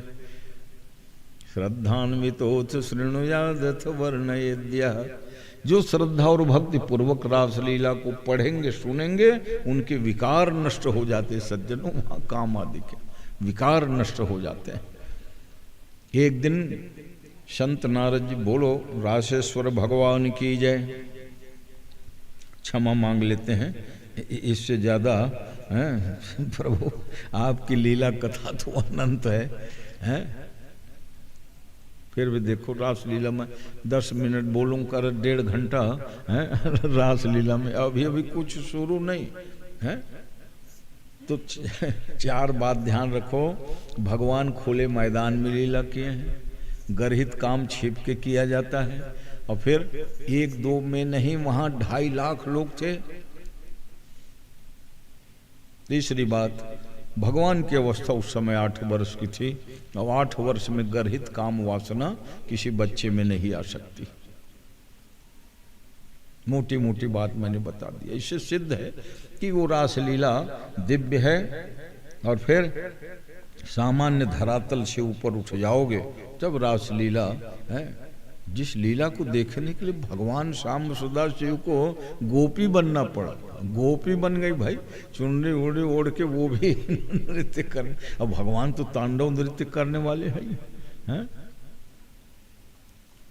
जान गए। तो इसीलिए फिर गोपियों ने कहा, प्रभु आपका आगमन अक्षुण्ण बना रहे, इसलिए आप यहाँ विराजित रहो। वही गोपेश्वर महादेव आज भी वहाँ है रासलीला कुंज में। बोलिए भक्तवत्सल भगवान की जय। एक दिन संत नारद जी ने कंस से कहा, कंस तेरे दरबार में कैसे रे योद्धा लोग कम हो गए हैं? कहा महाराज, अरे धीरे धीरे करके सब कम होते गए। पूतना, बकासुर, अघासुर, धेनुकासुर, प्रलंबासुर, रोज जाते हैं एक से एक बहादुर, हम मार के आएंगे, अब कोई नहीं आता लौट के महाराज, इसलिए मेरे योद्धाओं की संख्या कम हो गई। नारद जी ने कहा, तो तुम भी विचित्र हो रे कंस। जब देख लिए कि 6 दिन की उम्र में पूतना को जिसने पछाड़ दिया, मार दिया, तो उनके यहाँ क्यों भेजना किसी को? अरे शत्रु जब प्रबल होते हैं तो उनको अपने घर में हिला के मारना पीटना सहूलियत होती है। तो ऐसा करो, अक्रूर को भेज दो। कैसे आएंगे भगवान? तो कहते हैं कि भगवान आते हैं यज्ञ के माध्यम से, यज्ञ रचाओ। और यज्ञ भले ही तुम देवता धाम के लिए नहीं है, मेला लग जाए, मेला है शिरडी क्षेत्र में प्रतिवर्ष आता हूँ, है ना, कथा सुनते हैं, सब मग्न रहते हैं। प्रसन्नता ये होती है कि यहाँ पत्रकार लोग भी बड़े जागरूक हैं, है ना, क्योंकि जिस माने विषय को बोला रहता हूँ अक्षरशः वही छापते हैं भाई। नहीं तो कई जगह क्या है, तोड़ मरोड़ हो जाता है, कई जगह छापते ही नहीं। तो माने धार्मिक कार्यक्रमों के प्रति इन लोगों की जागरूकता अवश्य में साधुवाद के पात्र है। और हम व्यासपीठ से भी आशीर्वाद मंगल कामना करते हैं कि इन लोगों का सर्वविध अभ्युदय हो। और जो पत्र पत्रिका हैं, अरे भाई ऐसा है, चोरी डकैती बलात्कार को छापोगे उससे तो अच्छा है ना भगवान कथा को। और फिर वहाँ 3 घंटे कथा को 3 लाइन में लिखना है जी, हैं पत्रकारों। तो बहुत बहुत आशीर्वाद है। पत्रकार अन्य लोगों के लिए भी प्रेरणा के स्रोत हैं कि भगवान की कथा को प्रचार प्रसार में जितना भी जिसका साधन हो सके वो करना चाहिए। धन्यवाद। तो मैं ये कह रहा था कि भगवान के बुलाने के लिए भेज दो, यज्ञ कर रहे हैं। और कंस ने कहा हम तो यज्ञ के विरोधी हैं, तो हम मेला ही रख ले, हैं मेला रहेगा तो उसमें धनुष को रख दे, धनुष यज्ञ तोड़ने के लिए। अब भेजा किसको जाए? कंस ने सोचा जो धार्मिक स्वभाव का हो। अक्रूर, गांधिनी के पुत्र अक्रूर को रथ में चढ़ा के भेजे। और जब अक्रूर जाने लगे ना, तो कहा चिट्ठी भी ले जा, नंद बाबा को दे देना। अक्रूर रवाना हुआ, प्रेम में मग्न हो गए। सवेरे से देखो पूजा पाठ करके चले थे, और घोड़े की गति क्या थी, वायु के समान गति वाला घोड़ा रथ में दिए थे, ताकि मेरे काम साधने के लिए जा रहा है, इसलिए कमजोर घोड़ा रथ नहीं, बहुत फास्ट गति वाले। मगर कहते हैं सवेरे चले चले अक्रूर को वहां वृंदावन पहुंचने में शाम हो गई। कहा भाई जब सामान्य रिक्शा टांगा, ये रिक्शा 4 चक्कर रोज लगा रहा है तो इतने गति वाले घोड़े, अरे ध्यान लग गया। जब ध्यान लग गया तो रथ को हाँकता कौन। अक्रूर मन में मनोरथ करने लगा, भगवान के सुंदर मुखार बिंद को आज मैं देखूंगा, उनके कोमल चरणार बिंद जो गैया चरा करके आते हैं बिना जूता चप्पल खड़ा होके, जहाँ मगन हुआ प्रेम में तो कौन हाँके वहाँ। घोड़े भी खड़े हो गए अपना पगुराते। शाम हो गई कहते हैं, भगवान जब लौट रहे थे गाय चरा के, तब अक्रूर उधर पहुंच रहे, रथ छोड़ के दौड़े। भगवान ने उनको गले से लगा लिया, चाचा चाचा आप प्रणाम मत करो। प्रणाम तो मैं करूंगा। लिवाक ले गए, नंद भवन में आतिथ्य हुआ, शाम के ब्यारी वाला भोजन हुआ। चिट्ठी निकाले, कंस ने लिखा था कि हे नंदराय जी, पूरे ग्वाल बाल सहित आमंत्रित हो, मैं एक यज्ञ कर रहा हूँ, और आपके यहाँ 2 बच्चे हैं ना, वो मेरे भांजे हैं, वो पता लग गया है, इसलिए उनके लिए रथ भेज रहा हूँ। चिट्ठी पढ़ के नंद बाबा घबरा गए, अब क्या होगा। अरे जो कल तक दानों भेज रहा है रोज, है कन्हैया को मारने के लिए, कभी केसी, कभी अघासुर, बकासुर, प्रलंबासुर, धेनुकासुर। तो भगवान ने कहा, बाबा जी आप कैसे निरुत्तर हो गए चुप, चिट्ठी पढ़ने के बाद एकदम गंभीर। हाँ बोल दो ना। कैसे हाँ बोल दूं बेटा। अरे कहा 7 साल की उम्र में तुम्हें गोवर्धन गिरिराज उठाया, तो कम ताकत है। आप समझते हो कि ये छोटा बच्चा ही 7 दिन की उम्र में गोवर्धन, 7 कोस के गोवर्धन को उठाया, अब तो 3-4 बरस और एक्स्ट्रा हो गया बाबा जी, 11 साल के हो गए हूँ। अगर मामा कंस कुछ गड़बड़ करेगा ना, तो उसको हम मारने में सक्षम हैं। इसीलिए देखो नारद जी ने अब तक नहीं बताया था, भगवान 11 वर्ष के हो गए तब कहा, रे कंस तेरे बहनोई ने तेरे साथ बड़ा धोखाधड़ी किया। कैसे? तुम समझते हो 8वां संतान वो लड़की होगी करके। अरे नहीं, 8वां संतान कृष्ण ही है जो नंद बाबा के यहाँ रहते हैं। कंस ने कहा अभी तक क्यों नहीं बताया आपने महाराज? तो कहा अभी अभी मालूम मेरे को पड़ा है, पहले मैं भी नहीं जानता था, कह दिया नारद वचन सगर से। इसलिए रथ में अब जब यशोदा महारानी सुनी कि लाला वहां जाने वाले, कहाँ नींद आने वाली, क्योंकि बैठक में बातचीत को सुन रही थी ना। दूत आए हैं आज, अक्रूर जी लेने आए हैं, और नंद बाबा हाँ भी कह दिए। रात को नींद नहीं आई, आंगन में बैठ के कभी आकाश को देखे, कभी धरती को देखे, आंसू बहा रही थी। भगवान तो सर्वज्ञ हैं, घट घट वासी हैं, वो समझ गए। कहा कि माँ सोई नहीं है, उठ के चुपके से गए और उनके गोद में बैठ गए। माँ आधा रात तक के जग रही, और फिर आंसू। उन्हें क्या, भगवान के कोई वस्त्र रखे नहीं थे, नेपकिन वगैरह, उन्हें के आंसू को उन्हें के आंचल से पोंछने लगे। कहा माँ तू कितनी भोली है? अरे हम जा रहे हैं, मथुरा जा रहे हैं, तो कौन वहाँ खतरा का है? मामा बोलो हम जा रहे हैं, यज्ञ में जा रहे हैं, फिर कपिला तर्पण करेंगे। भांचा लोग मामा को नहीं तारेंगे तो और कौन मारेंगे? नहीं कहा, भांचा नहीं तारेंगे तो और कौन तारेंगे? कपिला तर्पण नाम है, इसलिए आप बिल्कुल रोना गाना बंद करो। और फिर सदा के लिए थोड़ी जा रहे हैं माँ, वो तो 2 दिन में आ जाएंगे। कब आओगे? परसों आ जाएंगे। और जानते हो ब्रज में आज भी परसों को बहुत अशुभ मानते हैं।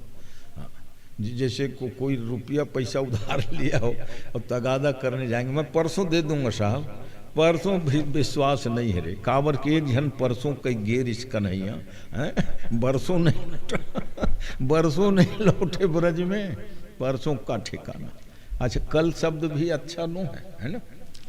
महाभारत में कथा थे कि धर्मराज युधिष्ठिर जब राजा बने, राजाधिराज महाभारत के बाद, तो एक गरीब ब्राह्मण आया और आके तो दरवाजा में भीमसेन रहे पहरेदारी। हाँ भीमसेन को कहा भैया मैं धर्मराज से मिलना चाहता हूँ, मिलवा दो। कहा किस लिए मिलना चाहते हो? कहा कुछ मांगना है। ठीक, मैं जाता हूँ, भैया को बतला देता हूँ। भीमसेन गए, युधिष्ठिर भैया को प्रणाम किए। कहा भैया एक गरीब ब्राह्मण आया है, आपसे मिलना चाहते हैं, कुछ याचना है। तो युधिष्ठिर ने सहज ही भाव से कहा कल आने को बोल दो और कल उनकी सारी मांगे मैं पूर्ण कर दूंगा। कल आने को बोल दो, अभी बहुत व्यस्तता है। भीमसेन वहां से आए और वो घंटा लगा था दरवाजे में, ताकि सूचना देने के लिए कोई घंटी बजा देता था। युधिष्ठिर तत्पर थे, ऐसे राजा थे। ऐसा नहीं कि मिलने के लिए कोई घंटों प्रयास करना पड़े, कोई भी आए प्रजा, गरीब हो अमीर हो, घंटा बजाओ और युधिष्ठिर उपलब्ध रहते थे। ये जब से लोगों ने मिलना जुलना बंद कर दिया है, मामला पेचीदा होते गया। तो त्वरित सुनवाई होनी चाहिए ना, तथा कथित जो आजकल के राजा हैं। भीमसेन घंटा बजाने लग गए, ठंड ठंड। और युधिष्ठिर को गुस्सा आने लगा, हे भीमसेन ये क्या लड़कपनी, ऐसे घंटा बजाया जाता है? कहा भैया मैं खुशी के मारे नाच नाच के घंटा बजा रहा हूँ। क्या कि भैया ने कल को जीत लिया है। कल क्या होगा कोई नहीं जानता, मगर आप कह रहे हो कल आना, मैं दान करूंगा। क्षण भंगुर जीवन है कलिका, कल प्रात को जान खिली न खिली। मलयाचल की सुचि शीतल मंद, सुगंध समीर झिली न झिली। कल का क्या ठिकाना है? कलिकाल कुठार लिए फिरता, ये कलयुग कुठार लिए घूम रहा है, किसके गर्दन कट जाएगा। कलिकाल कुठार लिए फिरता, तन नम्र है चोट झिली न झिली। पता नहीं उस चोट को सह पाएंगे कि नहीं, वो चोट बहुत गंभीर भी तो दे सकता है। रटले हरि नाम, चौथी पंक्ति में कवि ने सार लिखा, रटले हरि नाम यरी रसना, अरुवंत समय में हिली न हिली। अंतिम समय क्या भरोसा है, ये जीवा भगवान के नाम ले पाएगी कि नहीं। बात कफ पित्त आके अवरुद्ध कर लेते हैं। मरणासन्न प्राणी चाहता है कि मैं भगवान का नाम लूं, मगर वो आवाज नहीं निकल पाता। हाँ, कंठावरोधन विधौ स्मरणम कुतस्ते।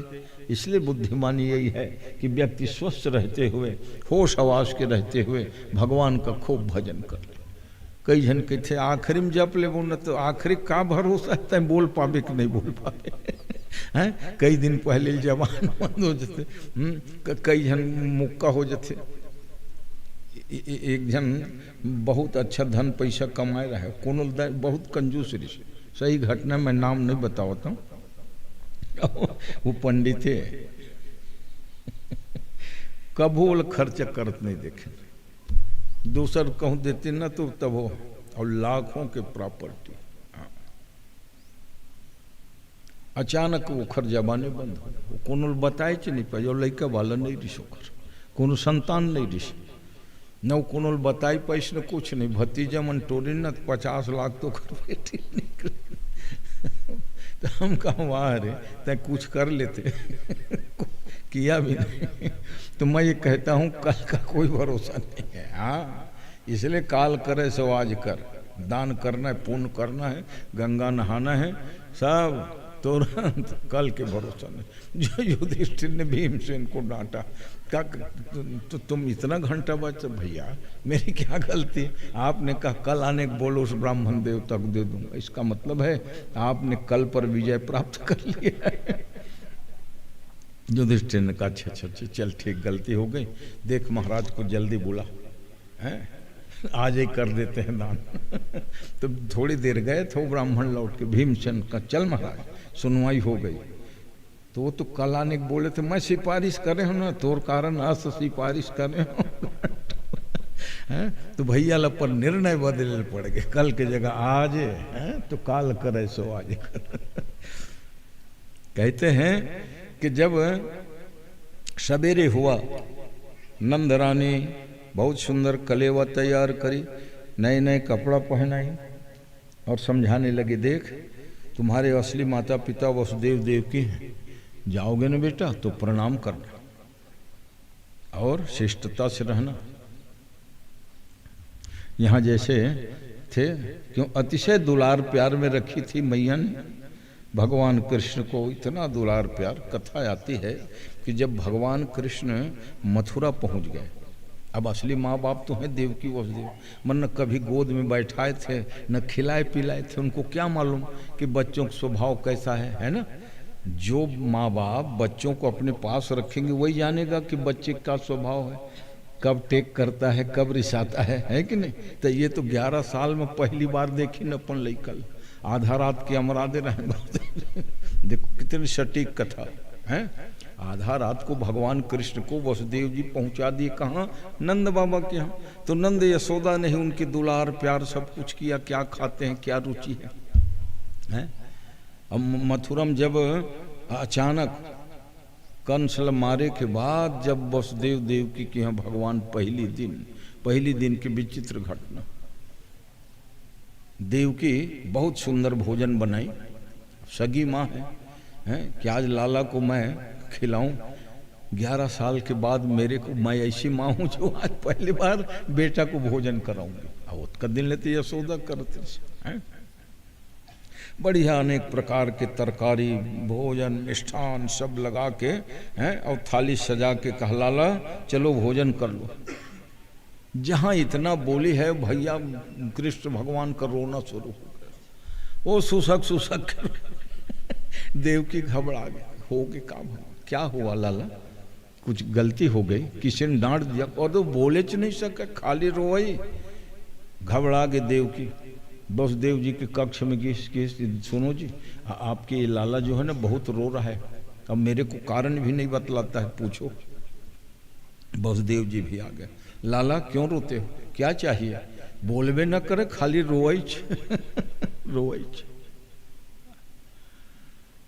अब कौन है इसे जौन जान सके उखर मनोभाव ला, तो उसका भी उद्धव जौन भगवान के सखा उद्धव आ गया। क्या हुआ चाचा जी? वसुदेव, अरे देखो ना ये लाला तो रो रहे हैं और तुम्हारे तो साथी हैं बचपन के, तुम ही जानोगे।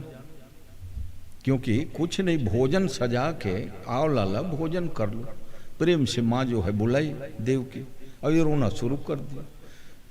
मैं देखूं भोजन की थाली को, भोजन की थाली देखिस तो हाँ काजू किशमिश बादाम पिस्ता रहे, बर नवनीत के कटोरी नहीं रहे।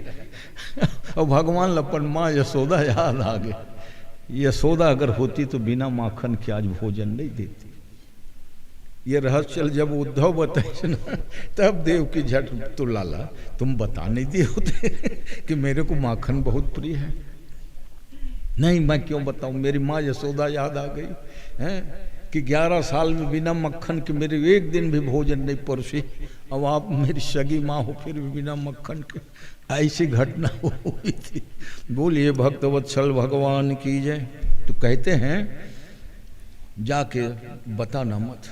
यशोदा कहती है ये मत बताना, क्या क्या क्या खिलाई पिलाई उनको तो बताना, दुलार प्यार करी उसको बताना, मगर मैंने तेरे को उखल से बांध दी थी बेटा एक दिन, वो मत बताना। उखल से बांध दिए थे करके सुनेगी ना, क्योंकि वो हमारे मित्र हैं और मित्र के बच्चे मित्र के यहाँ रहते हैं, पढ़ते हैं आज भी हैं। मितानगर छोड़ दे लइका पढ़ी हैं, एक विश्वास उठ जाएगा मित्र के ऊपर से, बेटा मत बताना कि हम कभी बांधे थे। तो भगवान को तो कह माँ आप कितना माखन खिलाए नवनीत खिलाए मैं भूल सकता हूँ, मगर बांधे थे उसको तो बार बार बताऊंगा, जगह जगह बताऊंगा कि मैया ने मेरे को बांध दिए थे, वो भी उखल से बांधे थे। यशोदा रोने लग गई, मत बताना बेटा मेरी बदनामी होगी। तब भगवान ने समझाया, काहे को रोती हो? अरे मैं इसलिए बताऊंगा कह रहा हूँ क्योंकि आपने जो बांधा था वो डोरी डोर से नहीं, प्रेम का बंधन था माँ, और प्रेम कभी भुलाया नहीं जा सकता। और आप कहते हो भूल जाना मत बताना। प्रेम जो है कभी भूलने का है ही नहीं है, इसलिए सबसे ऊंची प्रेम सगाई। तब यशोदा जो है शांत हुई, नहीं तो तुम तो डरा दिए थे, डरा दिए थे। नहीं मैं और कुछ बताऊं कि न बताऊं, मगर आप मुझे बांधे थे वो जरूर मैं बताऊंगा। रथ में बैठे दोनों भाई, भगवान अचानक उतर गए रथ से, कहा 2 मिनट मैं आ रहा हूं। और राधा रानी जहाँ थी फूलों की माला गूंथ रही थी, भगवान के अपने प्रियतम आएंगे हैं। और 11 साल तक के तो मिलना जुलना था ही, है ना। 11 साल के बाद राधा रानी को शाप था कि तू वियोगिनी होकर रहेगी, हैं। श्री दामा गोप ने शाप दिया था, तो आज अब वियोगिनी होने का नौबत है। हालांकि तत्व की दृष्टि से राधा ही कृष्ण है, कृष्ण ही राधा है। एकम रूप भविद वेधा राधा माधव रूपकम, उसमें दो भेद नहीं है। मगर वो श्राप को सत्य करने के लिए भगवान पहुँचे तो कहा राधिके मैं जा रहा हूँ अब मथुरा। 11 साल 56 दिन, वाह भाई।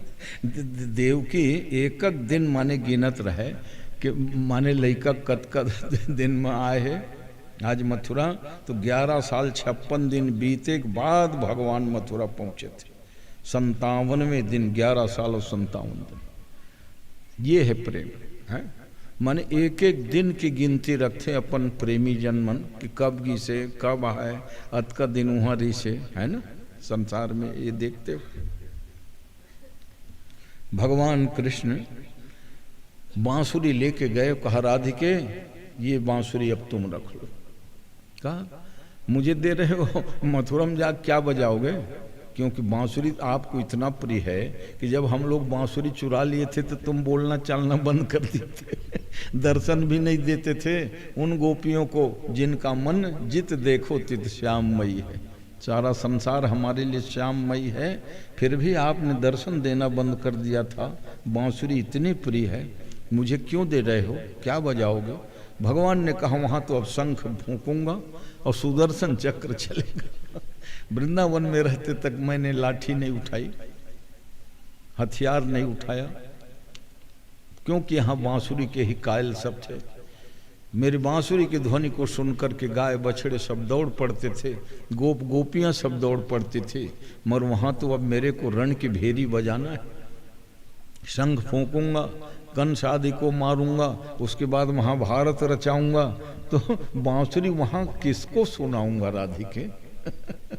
बांसुरी सुनने वाला वहाँ कौन है? बांसुरी तो वो सुनते हैं जो प्रेम के पुजारी होते हैं। योद्धा तो शंख सुनेंगे, सुदर्शन चक्र चलेगा। तब राधा रानी कहते बस आपका चरण चिन्ह दे दीजिए ताकि मेरे लिए संबल हो, 100 साल तक के देखो विरहिनी रही है। भगवान ने कहा मेरा चरण तो तुम्हारे हृदय में है ही है। राधा के हृदय में श्याम बसते हैं और श्याम के हृदय में राधा बसते हैं। दिल मेरा चुराया जिन्होंने सखी और बनी उनकी दिल चोर हूँ मैं। कथा के प्रवाह में ही नहीं गा पाता हूँ, कभी कभी एक आध पद्य बोलता हूँ, जैसे कल कह रहा था मोती न एक के मूल लला, तुम नंद यशोदा के साथ भी कई हो। माने श्याम रंग में राधा और राधा के रंग में श्याम, दोनों रंगे हुए। दिल मेरा चुराया जिन्होंने सखी, राधा जी कह रही सखी जिन्होंने मेरे दिल को चुराया ना, तो मैं भी उनके दिल को चुराई और बनी उनकी दिल चोर हूं मैं। सरताज है गोपन के यदि वे, ग्वाल बालों के अगर सरताज वो हैं तो गोपिन के सिर मोर हूं मैं। तो गोपियों के सिर मोर मैं हूं। वे पुकारते राधिका राधिका है, वो राधा राधा पुकारते हैं और मैं पुकारती श्याम किशोर हूँ मैं, और मैं श्याम श्याम जपती हूँ। ऐसा राधा माधव रूपकम दिव्य भाव है। बांसुरी को दिए हैं और भगवान चल पड़े। रथ में बैठे हैं, गोपियाँ घेर ली। अक्रूर जी से कहने लगे, अक्रूर जी आपका नाम गांव पता? कहा मेरा नाम अक्रूर। गोपियों ने कहा अक्रूर न क्रूर रही थी अक्रूर रही, जो क्रूर ना हो, क्रूर माने कठोर, जो कठोर ना हो उसे अक्रूर कहते हैं। महाराज आपका नाम तो किसने रख दिया है अक्रूर हैं? आप इतने कठोर हो कि जैसे किसी के शरीर से प्राण को निकाला जाए। गोपियों ने भगवान से बहुत सुंदर रासलीला में बात कही थी। शरीर से जो प्रेम होता है, पिता का, माता का, पत्नी का, पुत्र का, वो छूट सकता है, मगर हमने आपके चरणों में जो प्रेम किया है वो तो आत्मा का प्रेम है ना? इसलिए भगवान को मानना पड़ा उनकी दलील को, और उनके साथ फिर रासलीला रचाई। क्योंकि शरीर के जो नेह नाते होते हैं वो टूटते बिछोड़ते रहते हैं। इसलिए हे कन्हैया, हमने आपके चरणों में जो प्रेम किया है वो तो आत्मा से प्रेम किया है, शरीर का नहीं है। और बहुत कठोर बोलते हो। मह्यम विबोधति भवान गए तुम नृशंस संत्यज्य सर्व विषयान। मानस में कथा थे राम भगवान भगवती जानकी जी को समझा रही है कि हंस गवनी नहीं तुम बन जोग, सुनिय पजस मुहि दे हैं लोग। के जानकी तू जंगल जाने लायक नहीं। ठीक इसी से मिलता जुलता प्रश्न। जानकी जी कहे क्या बोलूँगा बारे पुत्र को, मर्यादा पुरुषोत्तम की पत्नी है ना। गोपियां तो भला लड़ भिड़ के अपने मां वाली। भगवती जानकी क्या कहते, चारु चरण नख लेखति धरणी, नूपुर मुखर मधुर कविवर। चारु चरण नख, जब भगवान ने कहा नहीं तुमको वन नहीं जाना है, तो भगवती जानकी सिर को नीचा कर ले, तो आंसू डबडबाए हुए आंखों से और अंगूठे से पृथ्वी को कुरेदने लगे। आज भी माताएं जैसे कोई डांट कर दोगे ना तो अपन नीचे मुड़कर ही और अंगूठा में धरती अच्छे खोरचे करत रहे। चारु चरण नख लेखत, कितना सुंदर वर्णन किया, लेखति धरणी, नूपुर मुखर मधुर कविवर्णी। और जब बार बार पैर ऐसे उठी उंगली है तो पायजेब के घुंघरू बजे, नूपुर मुखर मधुर कविवर्णी। जानकी जी कहती है कि जैसे मैं अपने पायल के घुंघरू को अलग नहीं कर सकती पैरों से, तो वैसे ही आप मुझे अलग मत कीजिए। मनहु प्रेम बस बिनती करही, और हम ही सीय पद जनि परिहरही। माने घुंघरू बज नहीं रही हैं, वो प्रार्थना कर रही कि हे सीता तुम बन जाओगे तो हमको छोड़ के मत जाना। ऐसा ना हो कि तापस बेश विशेष उदासी करके सब गहना गुड़िया उतार के तय चल दस। और उसके प्रार्थना का प्रभाव गुरु जी आ गए उसी समय और कहा देखो ये बहु लक्ष्मी होती है, और लक्ष्मी बिना आभूषण के नहीं, ये पहन ओढ़ के जाएगी। राम जी भले तापस बेश कई को डांटने लगे, कहा बेटा को भले वलकल पहना दे, चीथरा पहिरा दे, भेज दे, मगर बहु लक्ष्मी होते हैं और लक्ष्मी बिना आभूषण के नहीं जाइए। तो गुरु की आज्ञा हो गए तो ओकरे बार पहिर ओढ़ के सब गिर और नहीं पहिरे ओढ़ती गहना तो काला फेंकती सोची ना बा कहूँ कंगन फेंक दे, कहूँ घुंघरूल भेज दे अपन पहचान पर है। अक्सर सुनते हो कंकण है किसके करके तुम बंधु कहो हम हैं न ठिकाने। जानकी जी फेंके कंगन चूड़ा मिल गए। राम जी पूछा लक्ष्मण बता तो भाई ये काखर है काबर के हमको तो ठिकाने में ही नहीं। देखी दसार घुनायक की तब शेष विशेष लगे समुझाने। भैया के ऐसे विरह वाले दशा देख के शेषावतार लक्ष्मण जी समझाए लगे। भैया आप मुझसे पूछ रहे हैं कंगन कुंडल के बारे में, कैसी बात। अरे ऊपर आंख उठी न कभी, वह कुंडल कंकन क्या पहचाने। सेवक जो पद पंकज का, वह तो प्रभु केवल पायल जाने। मैं भाभी माँ के ना मुंह को नहीं देखा हूं भैया आज तक, हाँ, उनके चरण को ही देखता हूँ, रोज प्रणाम करता हूँ ना, तो उनके पायजेब को भले पहचान लूँगा मैं कि मेरी माँ जानकी ये पायजेब पहनती है, ये घुंघरू वाले को, मगर आप कंकन पूछ रहे, कुंडल पूछ रहे, अरे ऊपर आंख उठी न कभी। भगवान ने कहा लक्ष्मण 12 साल हो गए तेरे भाभी को आए नहीं, तो क्या तू अभी तक, सच बता रहा हूँ भैया, ऊपर आंख उठी न कभी, वह कुंडल कंकन क्या पहचान। ऐसा आदर्श मेरे भारत इसलिए महान है सज्जनों, मेरा भारत कोई छोटे मोटे कारणों से महान नहीं, वो दिव्य भाव था भाभी के प्रति, मातृवद भावना, ये भारतीय संस्कृति। कुछ लोग देखें कि नहीं चलो ये चूड़ी पहनने के जो प्रथा चली, कब भाभी भील पहना लो, वैसे नहीं ऐसा नहीं, बहुत दोष लगता है। अब आजकल सब पढ़े लिखे हो गए, सभी समाज में उसको रीति को त्यागना चाहिए। ऊपर आंख उठी न कभी, वह कुंडल कंकन क्या पहचाने, सेवक जो पद पंकज का। रोज प्रणाम करता था माँ को, इसलिए उसके पायजेब को भले पहचान जाऊंगा भैया।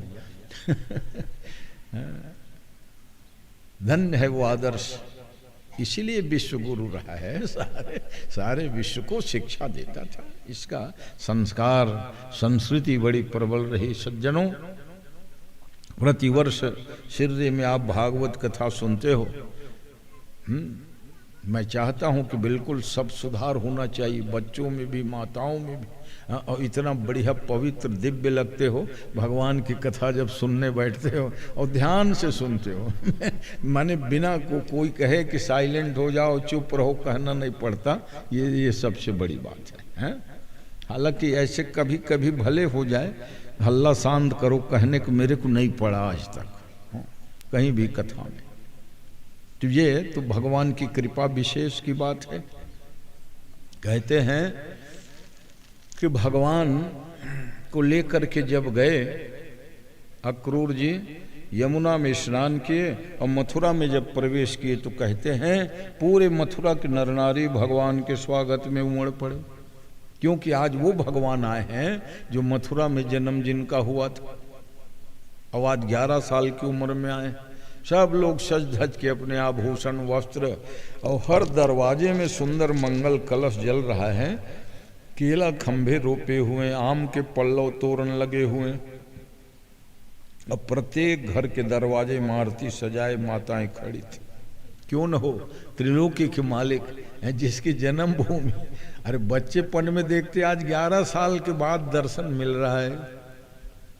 तो वहां के जितने भी वयोवृद्ध थी माताएं, वो कहती थी धन्य है कंस के कारण हमको इतने देर से भगवान का दर्शन हो रहा है, क्योंकि कंस के कुसंग में हम लोग बैठे थे और गोकुल वृंदावन वाले नंद बाबा के सत्संग में थे, इसलिए उनको दूसरे दिन भगवान का दर्शन हो गया। अवतार मथुरा में, और दर्शन किसने पाया? गोप गोपियों ने। तो गोप गोपियों ने पहले दर्शन क्यों पाया? क्योंकि सज्जन नंद के सत्संग में थे। तो दुर्जनों की संगत करोगे ना तो भगवान की प्राप्ति में देरी होगी, और अच्छे लोगों की संगत करोगे तो भगवान की जल्दी प्राप्ति हो जाएगी, ये निश्चित है। अब आरती ले ले के दौड़े, और भगवान जिस दरवाजे में जाए अपार भीड़ उमड़ पड़े। माताएं कहती थी करें ये दूध दही मिल्क प्रोडक्ट इनको मत दो, बहुत वहाँ खाए पिए हैं, 9 लाख गैया जिनके यहाँ थे, अब हम लोग कहाँ वो गिलास भर दे ही देंगे, शहर वाले हैं।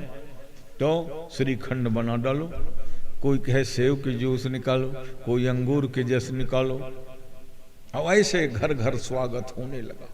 न्यौछावर करें, भीड़ जब हो जाए तो युवती लोग झरोखे से देखें, छत में चढ़ जाएं, युवती भवन झरोख लागी। रामावतार में एक प्रसंग आता है कि जो बड़ी उम्र की माताएं थी वो तो राम लक्ष्मण से आके मिल लेती थी रोड में आरती पूछने के बहाने, मगर जो युवतियां थी ना वो मर्यादा पुरुषोत्तम, हाँ रोड में आके नहीं मिली। युवती भवन झरो खही लागी और निरखही राम रूप अनुरागी। तो युवतियां थी वो झरोखे से या छत से देखती थी, क्योंकि भगवान राम लक्ष्मण जब चले थे मिथिलापुर के नगर में तो देखने वालों की बड़ी भीड़, मगर भगवान मर्यादा पुरुषोत्तम है। और आज भगवान कृष्ण के स्वागत जब घर घर दरवाजे में हो रहा था तो एक वो रजक आया भारी गट्ठा लेके, रजक। भगवान ने कहा भैया कोट कुर्ता हमें भी दे दो। कहा ये तो राजाओं के है, तुम्हारे लिए ग्वाल बालों के लिए थोड़े कोट कुर्ता है। तब बलराम जी ने कहा भैया बहुत सत्य, ये वही रजक है जो त्रेता युग में गड़बड़ सड़बड़ बोल के जानकी जी को निकलवाया था। अब आप भी ऐसे हो कि एक प्रजा के लिए भी मैं सब कुछ त्यागने को तैयार हूं, ऐसा राम का प्रजातंत्र है। अन्य प्रजातंत्र में बहुमत का ख्याल रखा जाता है, मगर राम ने कहा एक मत का भी आदर करूंगा। 99 जन कहत रहे सीता माता निर्दोष मर एक धोबी कहले। तो राम का जो प्रजातंत्र है तो हर प्रजातंत्र में बहुमत, जैसे 51 वोट पा गए वो जीत जाए, 49 पाए तेखर कोई कदर है वहाँ कुछ नहीं है।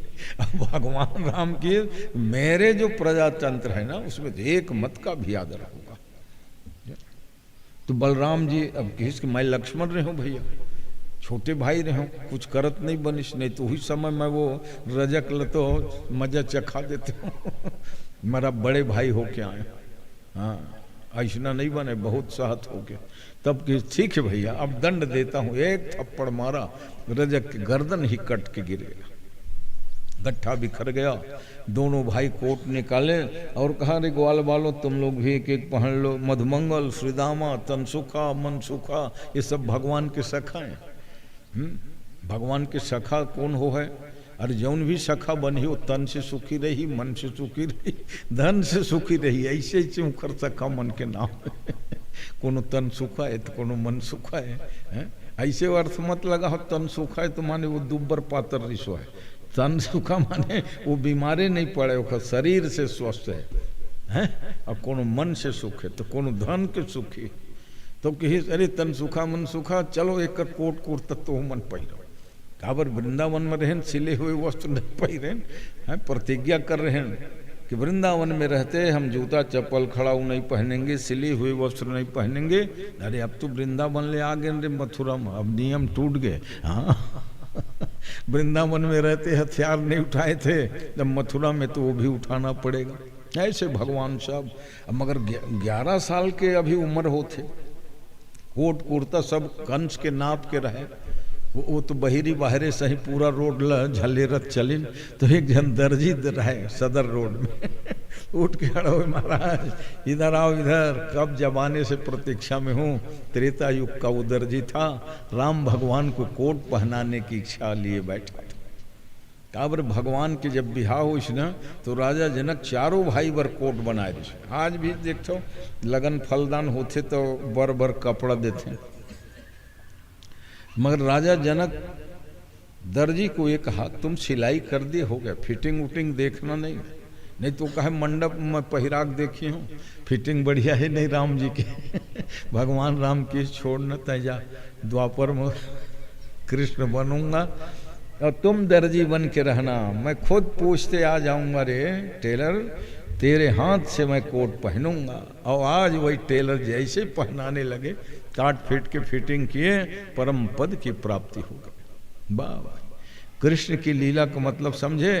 वो राजा के ऊपर बाद में कृपा करे, दर्जी टेलर धोबी इखर पहली कल्याण करे। इखर स्थिति कोई भी शासन के थे कि इन लोगों का जो है हित करना चाहिए, हैं? पिछड़ों का ध्यान देने वाले भगवान से और कौन बड़े होंगे। धोबिल तार दिस, दर्जिल तार दिस, तब माली रहे एक जन मालाकार, माला पहने सुहुल तार दिस, माला पगड़ी, दुकान रहे कपड़ा, पगड़ी बढ़िया लगा ले। अब भगवान माला पहिरे, पगड़ी पहिरे, माथा खाली रहे, और उत्तम सैरंध्री कुबरी बढ़िया सोना का थाली परात लिए, चंदन अंग राग रूरी कुमकुम धरे आवत रहे। भगवान जान गए ये तो कंस की दासी है।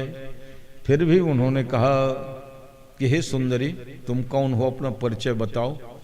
वो कुब्जा 3 जगह टेढ़ी मेढ़ी, कुबरी एक जगह नहीं, कुब्जा 3 जगह टेढ़ी मेढ़ी थी। उनको ये लगा कि ये व्यक्ति कितना सुंदर होगा जो कुरूप को भी सुंदरी कह रहे हैं। श्याम सुंदर का मन कितना सुंदर होगा। इसलिए वो बताने लगी, दासोस में हम सुंदर कंस सम्मता, कि हे सुंदर मैं कंस की दासी हूँ। त्रिवक्र नामानुलेप कर्मणि, त्रिवक्रा मेरी नाम है, और चंदन अंगराग लगाती हूँ। कंस को बहुत प्रिय है मेरे बनाए हुए अंगराग। मद्भावितम भोजपतेनुभावितम, भोजराज कंस को मेरे हाथ का चंदन अंगराग अच्छा लगता है। भगवान एकदम भोले बन गए, कहा हमको नहीं लगाओगी चंदन? क्यों नहीं महाराज। तो तुम मुग्ध हो गई भगवान के रूप सौंदर्य को देख के, और चंदन तिलक लगाने लगी। भगवान ने सोचा इसको क्या दूं बदले में। अरे इन तीनों को तो मैं परम पद दे दिया, दर्जी को उतार दिया, रजक को उतार दिया, माली को उतार दिया, अब इनको अभी तारना नहीं, सुधार देते हैं। ऐसा कह भगवान चिबुक में हाथ लगाए, कुबर में हाथ लगाए, वो अप्सराओं के समान सुंदरी हो गई। और वो गोलोक धाम की सुंदरी सखी ही थी, सैरंध्री नाम की गोपी थी। उनसे गलती ये हो गई कि भगवान के बगल में बैठ गई उसी आसन में, और राधा रानी देखी ना तो कहा चल जा, 3 जगह टेढ़ी मेढ़ी कुबरी हो पृथ्वी में, और 100 साल तक रहना। और इसी समय श्रीदामा गोप भी का आगमन हो गया। और कहे उस बेचारी को साप क्यों देती हो माँ? राधा जी बोले अरे भगवान ने उनको अपने बगल में बैठाया, वो अपने मन के तो नहीं बैठी थी हैं? हम भी साप देते हैं आपको, भगवान कृष्ण का वियोग झेलोगी 100 साल है। इसीलिए 11 साल के बाद में भगवान राधा और कृष्ण का वियोग हो गया। ये मथुरा गए श्रीदामा गोप के शाप के कारण। तो भगवान ने कहा ठीक है, तुम अब सुंदरी हो गई। उसको स्मरण हो आया कि मैं वही गोपी हूँ जो भगवान के बगल में बैठी थी, राधा रानी शाप दी। भगवान के दुपट्टा को पकड़ ली, कहा चलिए नाथ मेरे घर। भगवान ने कहा कैसे करती हो, इतने लोग सब देख रहे हैं। वो बात ठीक है कि तुम मेरी प्रिय सखी हो, गोलोक धाम की रहने वाली, मगर मेरे पीछे पीछे ग्वाल बाल नंद उपनंद सुनंद चल रहे हैं, दुपट्टा पकड़ के खींचने लग गई। वो चलिए ना मेरे घर, कृपा कर दीजिए। जब दर्जी घर जा सकते हो, माली घर जा सकते हो, मेरे घर क्यों नहीं जाओगे? तो भगवान ने कहा दुपट्टा छोड़ और सुन मेरी बात, मैं तेरे घर आऊंगा जरूर। और कब आऊंगा? कंस को मारने के बाद आऊंगा, और तेरे घर ना एक रात रहूंगा भी। इसीलिए भगवान कंस को मारने के बाद कुब्जा के घर गए। बड़ा सुंदर वर्णन है अध्याय 50वें भागवत 10वें स्कंद अध्याय में। भगवान जब गए हैं, कुब्जा इतनी सुंदर स्वागत तैयारी करी थी, ओकर घर द्वार देखे के लग रहा है, ऐसे वर्णन आता। ऐसा नहीं कि वो कुब्जा थी तो कोई गरीब थी। हाँ, और फिर ये गोलोक धाम की शैरंध्री गोपी है। जब राधा रानी और कृष्ण जब भगवान बैठे ना तो वो चंवर डुलाए करें। चंवर डुलाना माने बहुत अंतरंग लोगों को ही सुख मिलता है ना। ये अष्ट सखी, नित्य सिद्धा, स्वयं सिद्धा, अंतरंगा, बहिरंगा, ऐसे सखी मन के 4 भेद है। कई जन बाहिर मरे की सेवा करें, कई जन एकदम अंदर मरे की सेवा करें। तो शैरंध्री गोपी वो थी जो चंवर डुलाती थी। मगर आज वो कुब्जा बनी है। भगवान ने उनको सुंदर रूप देख कहा हम आएंगे तेरे घर, तू जिद मत कर। भगवान आगे बढ़े, कोलिया पीड़ हाथी मेन गेट में खड़ा था। कंस ने इसलिए खड़ा किया था कि हाथी उन दोनों बच्चों को कुचल देगा। मगर भगवान कृष्ण और बलराम देखे मतवाला हाथी झूमते हमारी ओर आ रहा है, उठा के भगवान तो अनुरणीयान महतो महियान 400 हाथ फेंके। 100 धनुष वहां लिखा है। 100 धनुष माने एक धनुष की लंबाई 4 हाथ की होती है, मुड़े हुए। तो 400 हाथ दूरी में गिरे और हाथी उठ नहीं पाए। भगवान जाके उसके दांत वांत को तोड़े, मुक्का मार मार के मार डाले और कहा बलदाऊ भैया खाली हाथ यहाँ जाना ठीक नहीं, ये मथुरा है, खतरा लग रहा है। ये वृंदावनो है जो खोल को घूमत रहन, कोई खतरा नहीं। बांसुरी के आवाज से ही सब लोग हमारे अनुयायी थे। तो एक एक भाई दोनों हाथी के दांत धर लेने से कंधा में, जैसे कोनो पहलवान चले। आगे जब बढ़े तो वहाँ देखते हैं मल्लशाला। मल्लशाला में क्या था? चाणूर, मुष्टिक, शल, तोसल, 4 पहलवान हैं। और जैसे पहलवान मन अपन जंगल ठोंकते नहीं, आ जाके कहते ऐसे हिम्मत हो तो आना और नहीं तो लौट जाओ। भगवान की हिस्स की हिम्मत है तभी आ रहे हैं। और अत्यधिक भीड़ रहे वो मल्लशाला में। जैसे क्रिकेट वगैरह मैच देखे ले स्टेडियम बने रहे थे ना, पूरा सीढ़ी सीढ़ी सीढ़ी, तो इसने पूरा नर नारी बैठे रहा और मल्लशाला बीच में। और भगवान ल देखें तो वहाँ के हर नारियों को लगा कि छोटे बच्चे हैं, 11 साल के सुकुमार शरीर है, बड़े बड़े राक्षसों से लड़वा रहा है, हम नहीं देखेंगे ऐसे लड़ाई को। भगवान की हिस्की इन हल्ला गुल्ला कर ही तो टप से मल्लशाला में कूद पड़े। और जब कूद ही पड़े दोनों भाई तो सब पब्लिक शांत हो गए, सांस थामे देखत रहे अब का हो। पहाड़ जैसे बड़े बड़े राक्षस, 11 साल के लड़का, जिनकी रही भावना जैसी प्रभु मूर्ति तिन देखहि तैसी।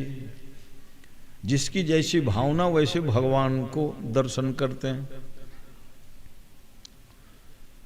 विद्वानों ने विराट रूप में देखा, शत्रुओं ने काल के रूप में देखा, और बिरादरी के लोगों ने अपने बच्चे जैसे देखा।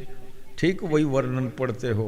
भगवान राम जब गए जनकपुर की सभा में तो जनक जाति अवलोक ही कैसे, और सजन सगे प्रिय, सगे हैं हमारे, प्रिय लागई जैसे।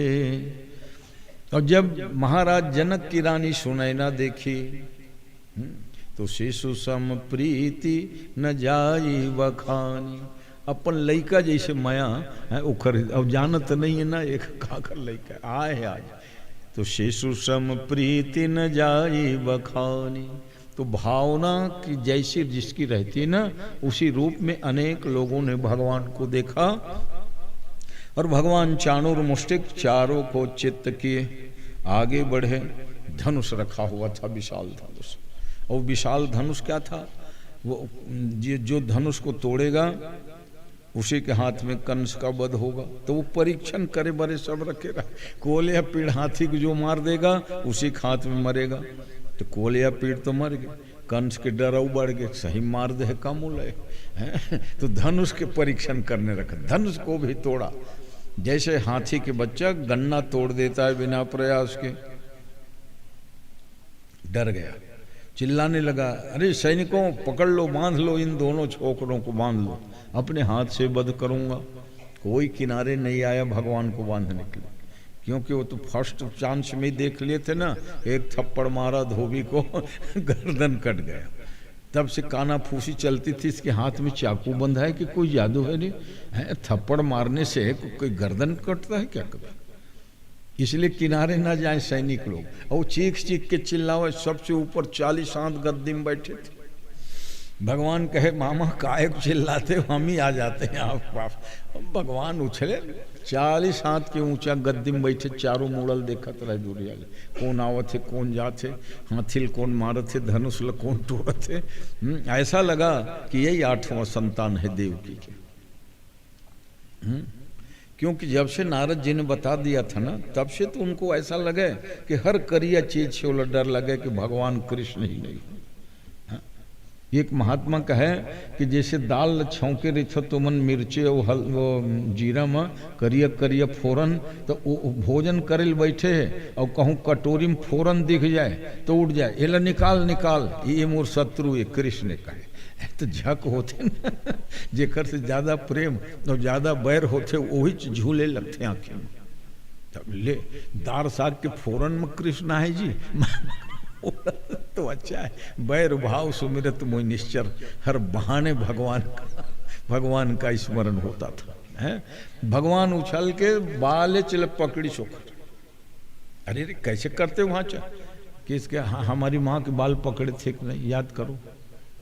हाँ पकड़ा था, अब तलवार से काटूंगा कह रहे थे शादी के बाद के दिन, याद करो। आज से माने कई साल पहले। तो कहा छोड़, मेरा केस दर्द कर रहा है। तो कहा दर्द आप ही किया होगा, और हमारी माँ के जब केस पकड़े चमचमा के हैं तो वैसे समझना चाहिए ना, हैं? आज तुमको दर्द हो रहा है मामा, पकड़ के घसीटे और एकदम से दनाक से फेंचे 40 सात ऊपर से। और भगवान को लगा पता नहीं इतने दूर पटकने से भी मरेगा कि नहीं मरेगा। तो अपना वजन को पहाड़ जैसे बना के उसके ऊपर और कूद पड़े ताकि दब के मर जाए, हैं? 8 भाई थे, 8 भाई को मारा। कंसावती आदि 8 बहनें थी, सबको मारा। अस्ति और प्राप्ति 2 मामी थी, कंस की पत्नियां, उनको भगवान ने आत्मज्ञान दे दिया ताकि मामी लोगों इसमें शोक करने की बात नहीं। मरो कहाँ माने, चल दिन अपन मैके। और जरासंध होकर पिताजी रो रो के बताइन कि आपके दामाद को कृष्ण ने मार डाला। ठीक है बेटियों, हम बदला लेंगे। और इधर भगवान सीधा कारागार में गए, बस देवकी के बंधन छुड़ाए। देवकी के छाती से दूध की धारा बहने लगी, मेरे लाल मेरे पुत्र, हृदय से लगा लिए। फिर उग्रसेन जो एक बेरक में वो भी कैद में था, तो उग्रसेन नाना को बंधन मुक्त किए और कहा नाना अब आप राजा आप बन जाओ। कहा नहीं, हम वृद्ध हैं, राजा तो तुम लोग बनोगे वसुदेव, तुम नहीं नहीं हम यदुवंशी हैं और हमारे पुरखा यदु को ययाति ने राज्य नहीं दिया था नाना, इसलिए राजा तो आप ही रहोगे। हाँ हम लोग हैं ना आपकी सुरक्षा में, यदुवंशी सेना पूरा रहेगी, मगर हम गद्दी में नहीं बैठेंगे।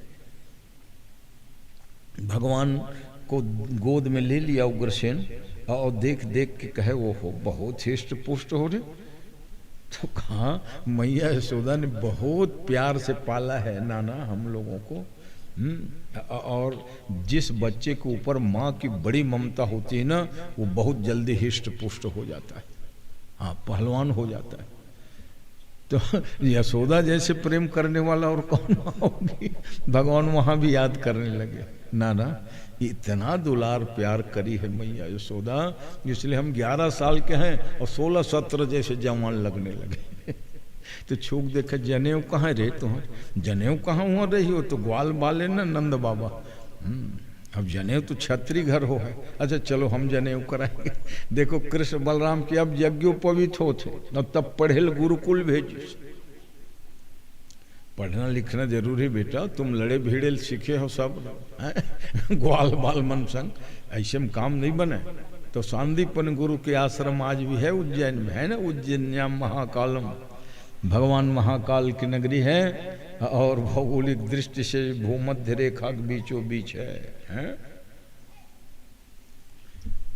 वहां भगवान की शिक्षा दीक्षा हुई, सारी विद्या 14 विद्या 14 कला में पारंगत हो गए और गुरुजी महाराज को गुरु दक्षिणा के रूप में उनके मरे हुए बालक को जीवित करके ला दिए और आशीर्वाद मिला, जाओ बेटा विद्या सफल हो गई, अब तुम विवाह करना।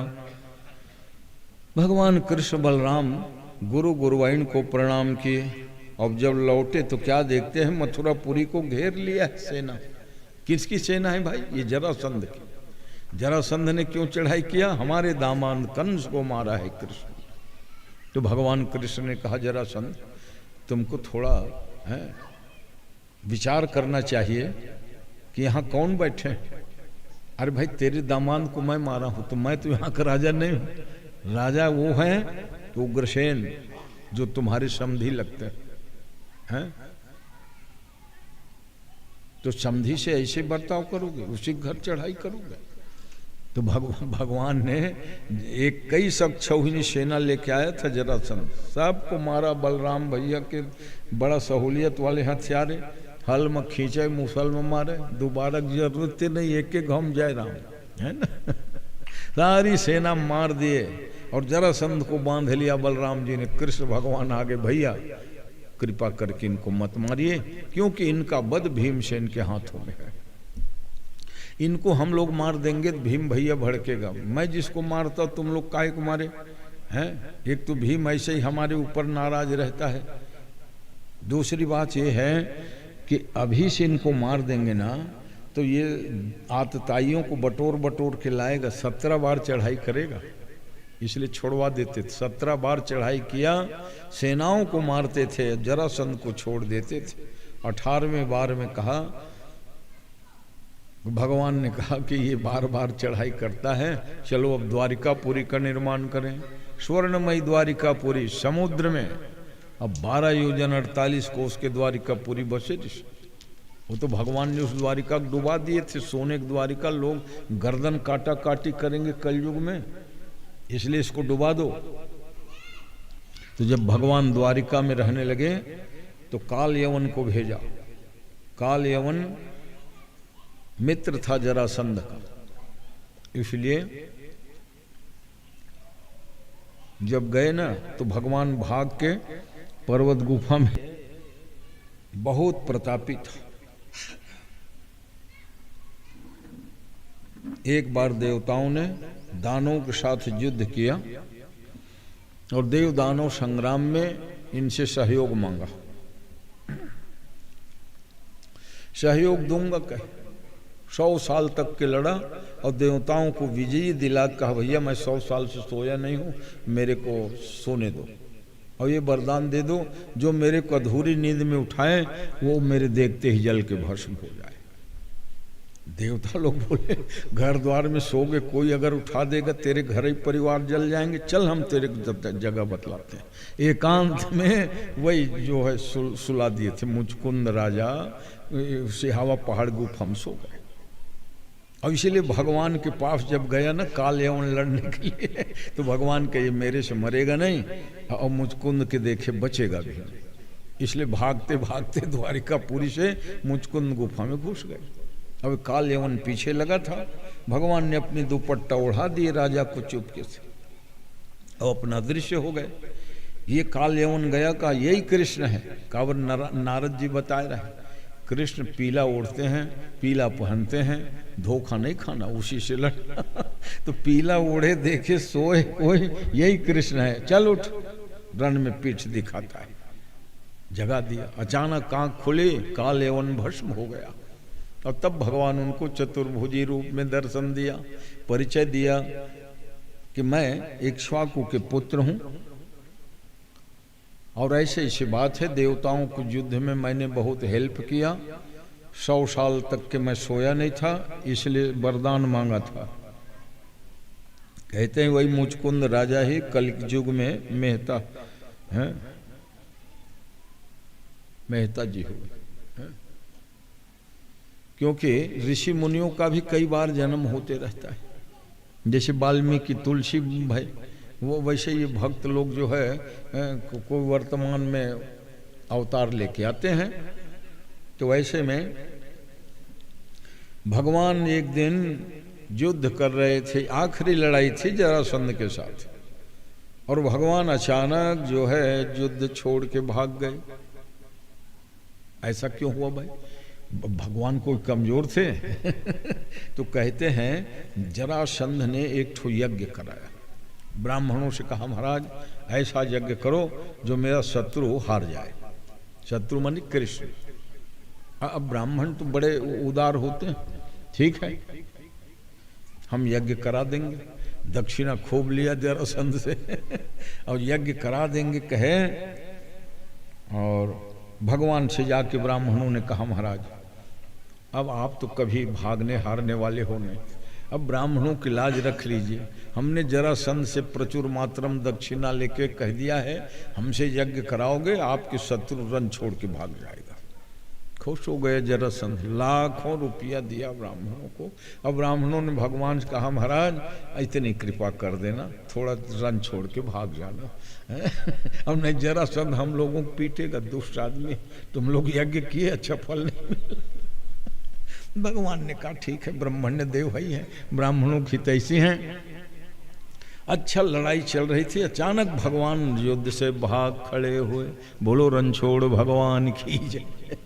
जरासंध ने कहा हाँ देखे आज शत्रु भग गया पीठ दिखा के। ब्राह्मणों ने कहा हम यज्ञ के कर बताए ना कि शत्रु जो है हार जाएगा आपसे। ठीक है महाराज, आओ दिस दान दक्षिणा। तो ऐसे थे भगवान की लीला। वो रणछोड़ डाकोर में रणछोड़ मंदिर आज भी है। गौरव गाथा गा रहा, स्वर्ण के 16 खंभे थे, है ना। ये द्वारिकाधीश भगवान ही है, कहूँ डाकोर बन गए, कहूँ और कुछ बन गए हैं। कल बताओ तेरे श्रीनाथ जी, सावलिया सेठ, द्वारिकाधीश में भगवान द्वारिकाधीश का विशाल मंदिर है ही है। उनके विविध सब स्वरूप है। और तब बलराम जी की शादी रेवती के साथ संपन्न हुआ। बड़े भाई की शादी गाने के बाद ही सुखदेव जी गाने लग गए। विदर्भ देश के राजा थे भीष्मक, और भीष्मक की पुत्री थी रुक्मिणी, और रुक्मिणी लक्ष्मी के अवतार है। बहुत, अब सोच लो लक्ष्मी कितनी सुंदर होगी, इतनी सुंदरी कन्या। बेटा मन के नाम रहे रुक्मी, रुक्म बाहु, रुक्मरथ, रुक्म केशी। और रुक्मिणी एक कन्या थी। तो बड़े भाई ने शादी लगा दिया, कहाँ? शिशुपाल के साथ।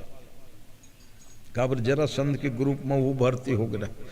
जब का कृष्ण विरोधी राजा इला इन बटोरे है। और कोई कुछ आश्वासन दे दे हम तुम्हारी अच्छी जगह शादी लगा देंगे, तो जरासंध के सब समर्थक बन गए। ये चेदी देश के राजा दमघोष के बेटा था शिशुपाल, और पूर्व जन्म का रावण था।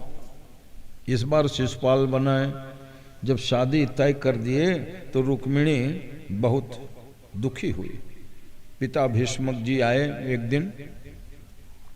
अब भाई बेटी कमरम कोई बाप तो अक्सर जाए नहीं, आज बिटिया को दुख ना हो मैं समझाऊंगा, इसलिए आए। अब आके देखते क्या है कि रुक्मिणी भगवान कृष्ण के ऐसा फोटो बनवाई थी अपने कमरे के बाहर, जैसे विष्णु भगवान शेष संयम है और लक्ष्मी पांव दबा रही है ना। बहुत प्रसिद्ध फोटो है। वैसने कृष्ण भगवान लेटे हैं और रुक्मिणी पांव दबावत है। अब पिताजी आके देखी अपन बेटी कैसन चित्र ला, बर बिहाव हो नहीं है तो दुखी हो है कि नहीं। किस रुक्मिणी किसके पैर दबा रही है तू फोटो में? तो कहा द्वारिकाधीश की। कैसे? तुम कभी मिले हो, जानते हो इनको? नहीं, दर्शन तक नहीं हुआ है। वो बचपन में मैं भागवत की कथा सुनी और प्रतिज्ञा कर ली कि मैं भगवान कृष्ण को ही पति मानूंगी। और अभी तक देखी नहीं, मिली नहीं हूँ पिताजी, आप अन्यथा ना समझें। और अगर आपकी आज्ञा हो ना तो मैं इनको चिट्ठी लिख दूं, ताकि आप जो धर्म संकट में पड़े हो कि बड़े लड़का ने शिशुपाल से शादी लगा दी, वो भगवान द्वारकाधीश के मुझे ले जाएंगे। कहा ठीक है बेटी, हम आदेश देते हैं। तुम्हारा निर्दोष चरित्र है। असली में क्या है, भीष्मक राजा एक बार भागवत की कथा रचाए। तो भागवत की कथा को भाई, जो 5 भाई थे रुक्मिणी के ना, वो लोग सुनते नहीं थे, इधर उधर घूमे। अब ये बिटिया थी, वो ध्यान से सुने। भगवान कृष्ण के चरित्र भाग गया। इसीलिए कहा कि भगवान कृष्ण को ही मैं बड़े होने पर पति रूप में वर्ण करूंगी।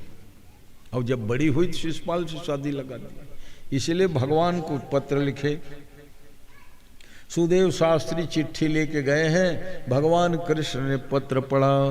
कहा भैया को बताना ठीक नहीं है, चलो दारुक सारथी रथ तैयार करो और ब्राह्मण देवता के साथ आए। और उस समय क्या था, फिर मधुर सहनाई बजने लगी थी। गिरजा पूजन के लिए रुक्मिणी चलेगी। और गिरजा पूजन माने शंकर पार्वती के मंदिर में जाए पहले, शादी भावर में ठीक पहले, बाद में फिर वो सुहाग दान हो, 3 लोगों का सुहाग दान। तो ऐसी स्थिति में भीड़ काफी। पिता ने कहा बेटी रथ में बैठ जाओ। कहा नहीं पिताजी, जब भगवान की पूजा करने जानी है तो हम पैदल ही चलेंगे। रुक्मिणी सखियों के साथ पैदल चल रही है। मधुर वाद्य यंत्र बज रहे हैं, सखियां गीत गा रही हैं। पूजा करी बड़े प्रेम से, शंकर पार्वती जी के और निज अनुरूप सुभग वर मांगा। और भाई लक्ष्मीकरण रूप तो भगवान ही है। वरदान मांग के जब बरामदे में निकली मंदिर के, तो दुष्ट राजाओं ने जब रुक्मिणी के रूप को देखा तो कहो हो इतनी सुंदरी कन्या और शिशुपाल से शादी लगाए, बहुत गड़बड़, इससे अच्छा तो हमसे ही शादी हो जाती। दोस्तों के दुष्ट विचार।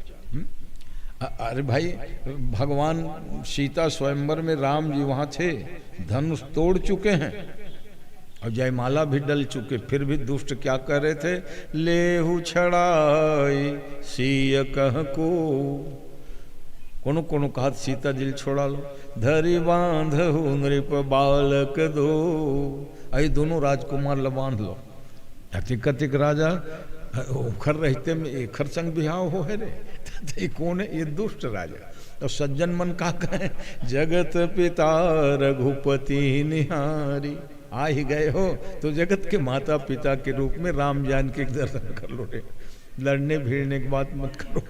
तो समाज में कई प्रकार के लोग होते, रुक्मिणी के रूप देखे कई जन ललचा गए, और रुक्मिणी जब अपन स्वरूप देखिस न तो उखर आँखी चौंधी आ गया, काकर जन दुष्ट ऋषि सबो जन की आँखी नहीं चौंधी है आँखी में चका चौंध गिर पड़े, और जहाँ गिरे तो कहीं मकुट फेंका, कहीं पर माला गिरी, सुरक्षा गार्ड उनको संभालने लगे। इसी समय भगवान देखे और वो ब्राह्मण देवता रुक्मिणी को बता दे कि भगवान आ चुके हैं, चिंता मत करना। रुक्मिणी प्रसन्न हो गई, ब्राह्मण को आशीर्वाद दे के जाओ तुम्हारे खानदान में कोई गरीब नहीं होगा। तो वो कौन ब्राह्मण है, ये तिवारी मिसिर दुबे नो है, हाँ समझे वो बोहरा ब्राह्मण होते हैं, बोहरा विदर्भ में बे में तरम 8-9 घर के हैं, और देखथन उखर पता नहीं कत का पूंजी और खर्चा कुछ नहीं, न कोई उमन नस्ल है, न अपन खेती बाड़ी है, तो अरसी के तेल पेर वाले हैं, सरसों के तेल पेर वाले हैं, चावल गेहूं होबे करते, और बहुत सादा जीवन, बढ़िया एक धोती कुर्ता पहरी हो, सब करोड़पति उमन बताते कि महाराज हम ही मनतान, हमार पुरखा न चिट्ठी लेके गए रहे रुक्मिणी तो सही मुखर नाम है बोहरा ब्राह्मण। बहुत प्रसन्न हो गए, लक्ष्मी वरदान दे हैं, और सब मन की ये हालत नहीं है, मगर उखर है। तो मैं उन्हें पूछता हूँ तो मन बे में तरक कैसे आ रहे हो, अरे कि हमार 4 पीढ़ी पहले आग इन व्यापार करेल, सोना चांदी बेचबो ऐसे कह के, और कोई माने हाय तोबा नहीं करेंगे, वो व्यापार भी करेंगे ना बड़े आराम से, दुकान में बैठे कावर के ऐसे ने चकाचक है। लोग तो माने व्यग रहते, वहाँ दौड़ेंगे, वहाँ भेड़ेंगे, वहाँ ग्राहक हो, कुछ नहीं। तो वो रुक्मिणी दाई के आशीर्वाद है, जगत जननी है ना, पराम्बा है। और तब भगवान ने भीष्मक से कहा कि यहाँ शादी हो पाएगी नहीं, क्योंकि यहाँ दुष्ट राजा लोग जमघट लगाए, दंतवक्त, विदुरथ, शिशुपाल, काबर शिशुपाल तो बर बन के ही आगे रहे ना, बर बलौआ हो है तह जाओ, हमार बर बलौआ हो भी नहीं करी है। एक जन आके चिल्लाइस जेवनाशा में कि राजकन्या का अपहरण हो गया, तो रुक भी पीछा किया, भगवान को कहने लगे चोर हो, जा रहो, ठहर जाओ। और भगवान ने उनकी आधा मूछ बनाई, आधा दाढ़ी बनाई, कहा तो तुम 1.5 साल के नाते हो, तुमसे मजाक हो जाए तो कोई बात नहीं। दुनिया के लोग कहे ये कौन से कटिंग है भाई, हैं अरे भाई मूछ रखते हैं, दाढ़ी बनाते हैं, या दाढ़ी मूछ दोनों रखते हैं, हैं ये एक तरफ के रहने दो।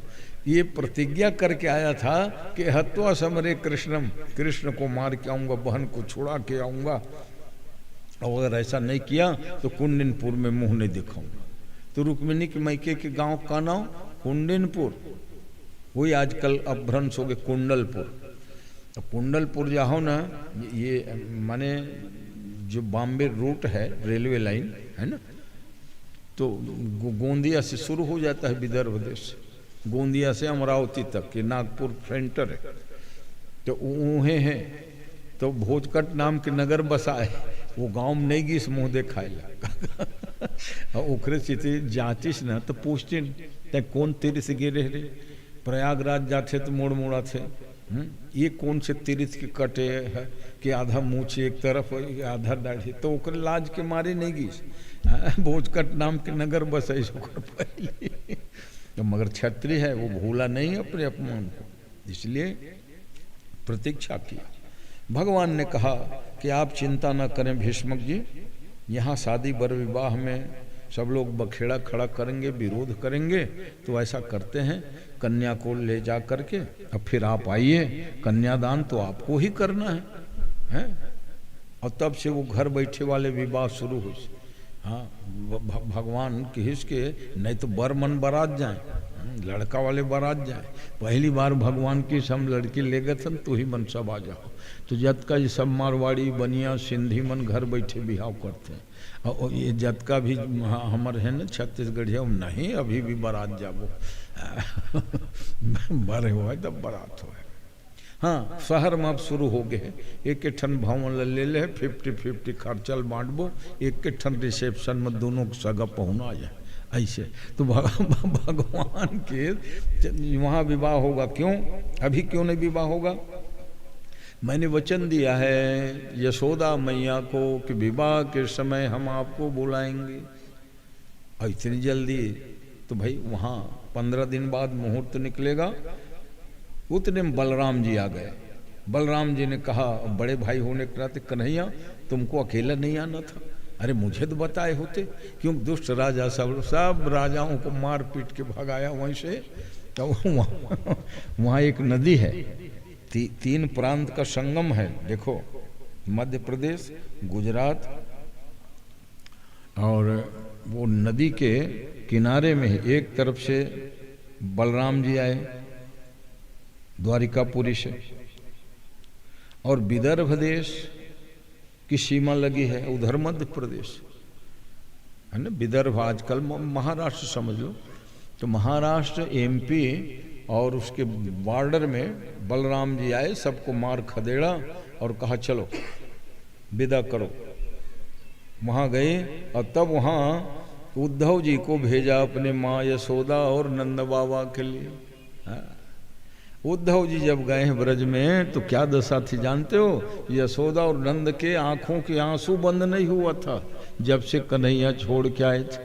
निशि दिन बरसत नयन हमारे, सदा रहत पाव चरी तो हम पर, जब ते श्याम सिधारे। नंद यशोदा के आंसू नाली जैसे बहत रहा है, स्वच्छ धारा। नाली है तो गंदा थे है ना, मगर स्वच्छ धवल धारा थी। निशि दिन बरसत नयन, उद्धव जी गीस न तो सोचे सी मूर्ख नहीं आगे वृद्धावस्था हो लगे ऋषि। यशोदा दौड़ के आगे दुआरे में देखी चाहे कृष्ण नहीं है, कृष्ण के सखा हूँ माँ, भगवान कृष्ण के सखा हूँ मैं उद्धव। आओ आओ बेटा, मेरे कन्हैया ठीक है, भोजन बढ़िया करता है कि नहीं? उस बचपन याद आ गया, क्योंकि माँ को इतना ख्याल रहता है कि मेरा बेटा भोजन ठीक करता है कि नहीं, दुर्बल तो नहीं हुआ है। उद्धव कहने लगे धन्य हो माँ, चलो मैं लिवाने ही आया हूँ। हाँ, तेरे लाला की शादी लग गई है, लगन होगा, तेल हल्दी चढ़ेगा, तुम्हारे बिना ना कह दिया मैं शादी नहीं करूँगा, नहीं तो लगन वहीं हो गई होती। ओह, प्रसन्न हो गए। नंद यशोदा तैयार होने लगे। कई गोपियां के हम भी जाएंगे हम भी जाएंगे। चलो वो गोपियां जो भगवान के गृहीत मानसा समझे, वो गई थी वहां और विवाह होते तक के वो देखती रही, कृष्ण रुक्मिणी के विवाह तक के। और उसके बाद भगवान के चरणों में सब लोग आत्मसमर्पण, उनकी आत्मा भगवान में विलीन हो गई और उनके शरीर से ही ना गोपी चंदन बना है ना। गोपी चंदन ये जो दुनिया भर के साधु सन्यासी सब लगाते हैं गोपी चंदन, जानते हो उसके प्रोडक्ट उत्पादन मात्र वही है गोपी तालाब, गोपी चंदन तालाब। वो अयोध्या मथुरा काशी कहीं भी गोपी चंदन खरीद सकते हो, मगर वो कहाँ से पहुँचता है? गोपी चंदन तालाब है आज भी है, द्वारिका के क्षेत्र में ही है। जो कथा कहता हूँ तो मैं देखने भी गया। हाँ वो बहुत खोद रहे हैं, वो तरिया अड़बड़ गड्ढा हो गया और खोदा ही था। गोपी चंदन तालाब, कौन है गोपी चंदन है? ये गोपियां जिसके शरीर ही पवित्र चंदन बन गया। सोच लो वो गोपियां कितने उत्कृष्टतम कर्म धर्म वाली रही होंगी। तो उसको खाली श्याम दीवानी कह के मजाक में नहीं उड़ाना है। जिसके शरीर पड़ा रहा और आत्मा भगवान में विलीन हो गई, ऐसी कथा थी।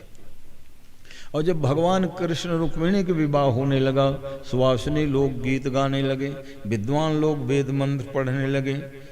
ऐसा अद्भुत आनंद वहाँ हुआ कि माने स्वर्ग पृथ्वी पाताल कौन भला शामिल नहीं हुआ होगा, क्योंकि जगत के माता पिता आज कृष्ण रुक्मिणी बने हैं। गम गणपति नमः मंगल साखो 4 पढ़ने लग गए, सुवासिनी मंगल गीत गाने लग गए। द्वारिका पुरवासी नर नारी सब भगवान के विवाह में शामिल हुए हैं। और दूसरा विवाह जो होता है, जामवंत की बिटिया थी जाम्बुवती, तीसरी पटरानी सत्यभामा नाम की थी, सत्रजीत राजा की बेटी। और चौथा विवाह कालिंदी के साथ में हुआ। 5वां विवाह उज्जैन की लड़की थी वो मित्रविंदा, छत्तीसगढ़ की कन्या थी सत्यानागनी थी 5वीं पटरानी। 6वीं मित्रविंदा जो है उज्जैन की थी, 7वीं में भद्रा और 8वीं में लक्ष्मणा। ये तो 8 पटरानियां हुई। और भौमासुर ने जो 16,100 कन्या को जेल में बंद कर दिए थे, उनके साथ भगवान ने विवाह किया। इस प्रकार 16,108 विवाह, त्रैलोक में आनंद छा गया। बोलो वृंदावन बिहारी लाल की जय।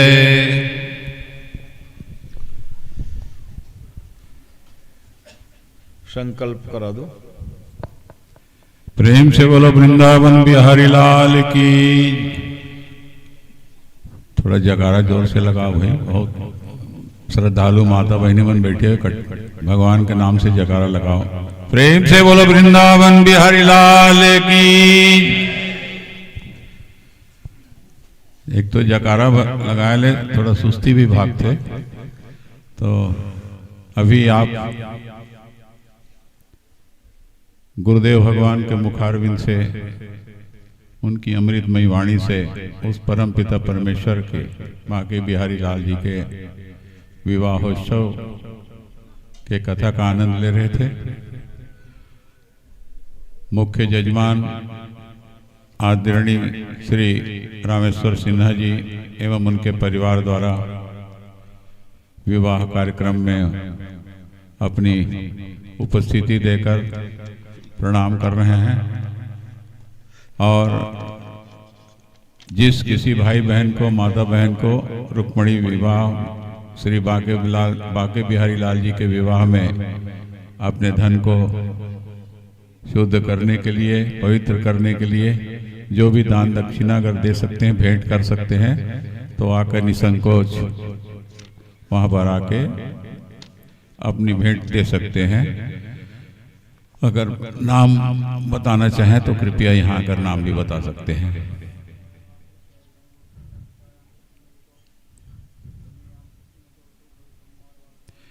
आज नंदलाल की शादी है, मेरे गोपाल की शादी है। ऐसा लगता है सारे संसार की शादी है, मेरे नंदलाल की शादी है। आज गोपाल की शादी है, मेरे नंदलाल की शादी है। आइए, विगत 14 साल से लगातार आदरणीय श्री सिन्हा जी के परिवार द्वारा ये महान यज्ञ भागवत ज्ञान यज्ञ सप्ताह का आयोजन बहुत ही प्रेम प्यार के साथ, श्रद्धा भक्ति के साथ, गुरुदेव जी के आशीर्वाद से हर वर्ष होता आ रहा है और बहुत बढ़िया उपस्थिति आप सबकी रहती है।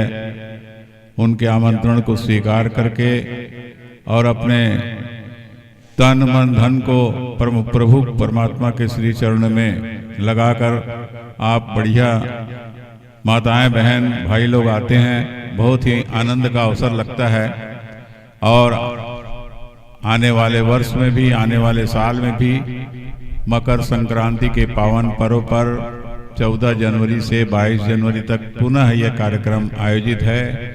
आप सभी ला अभी ले न्योता है आने वाला साल के लिए। अभी ऐसने पहली दिन से 14 जनवरी से ही वैसने उपस्थिति दे के अपन जीवन ला कृतार्थ करूँ और सब जन ला न्योता दिए जाते कि आने वाले साल में भी ऐसने कार्यक्रम श्री सिन्हा जी के परिवार द्वारा होना निश्चित है।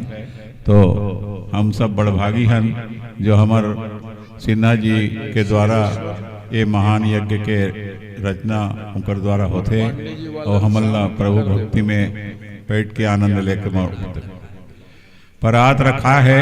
जय जेलना भाई मल्ला माता मल्ला अपन कुछ देना भेंट देना है भगवान ला तो आके निसंकोच दे सकते हो। आइए अभी मुख्य जजमान जो आयोजक हैं इस महान यज्ञ के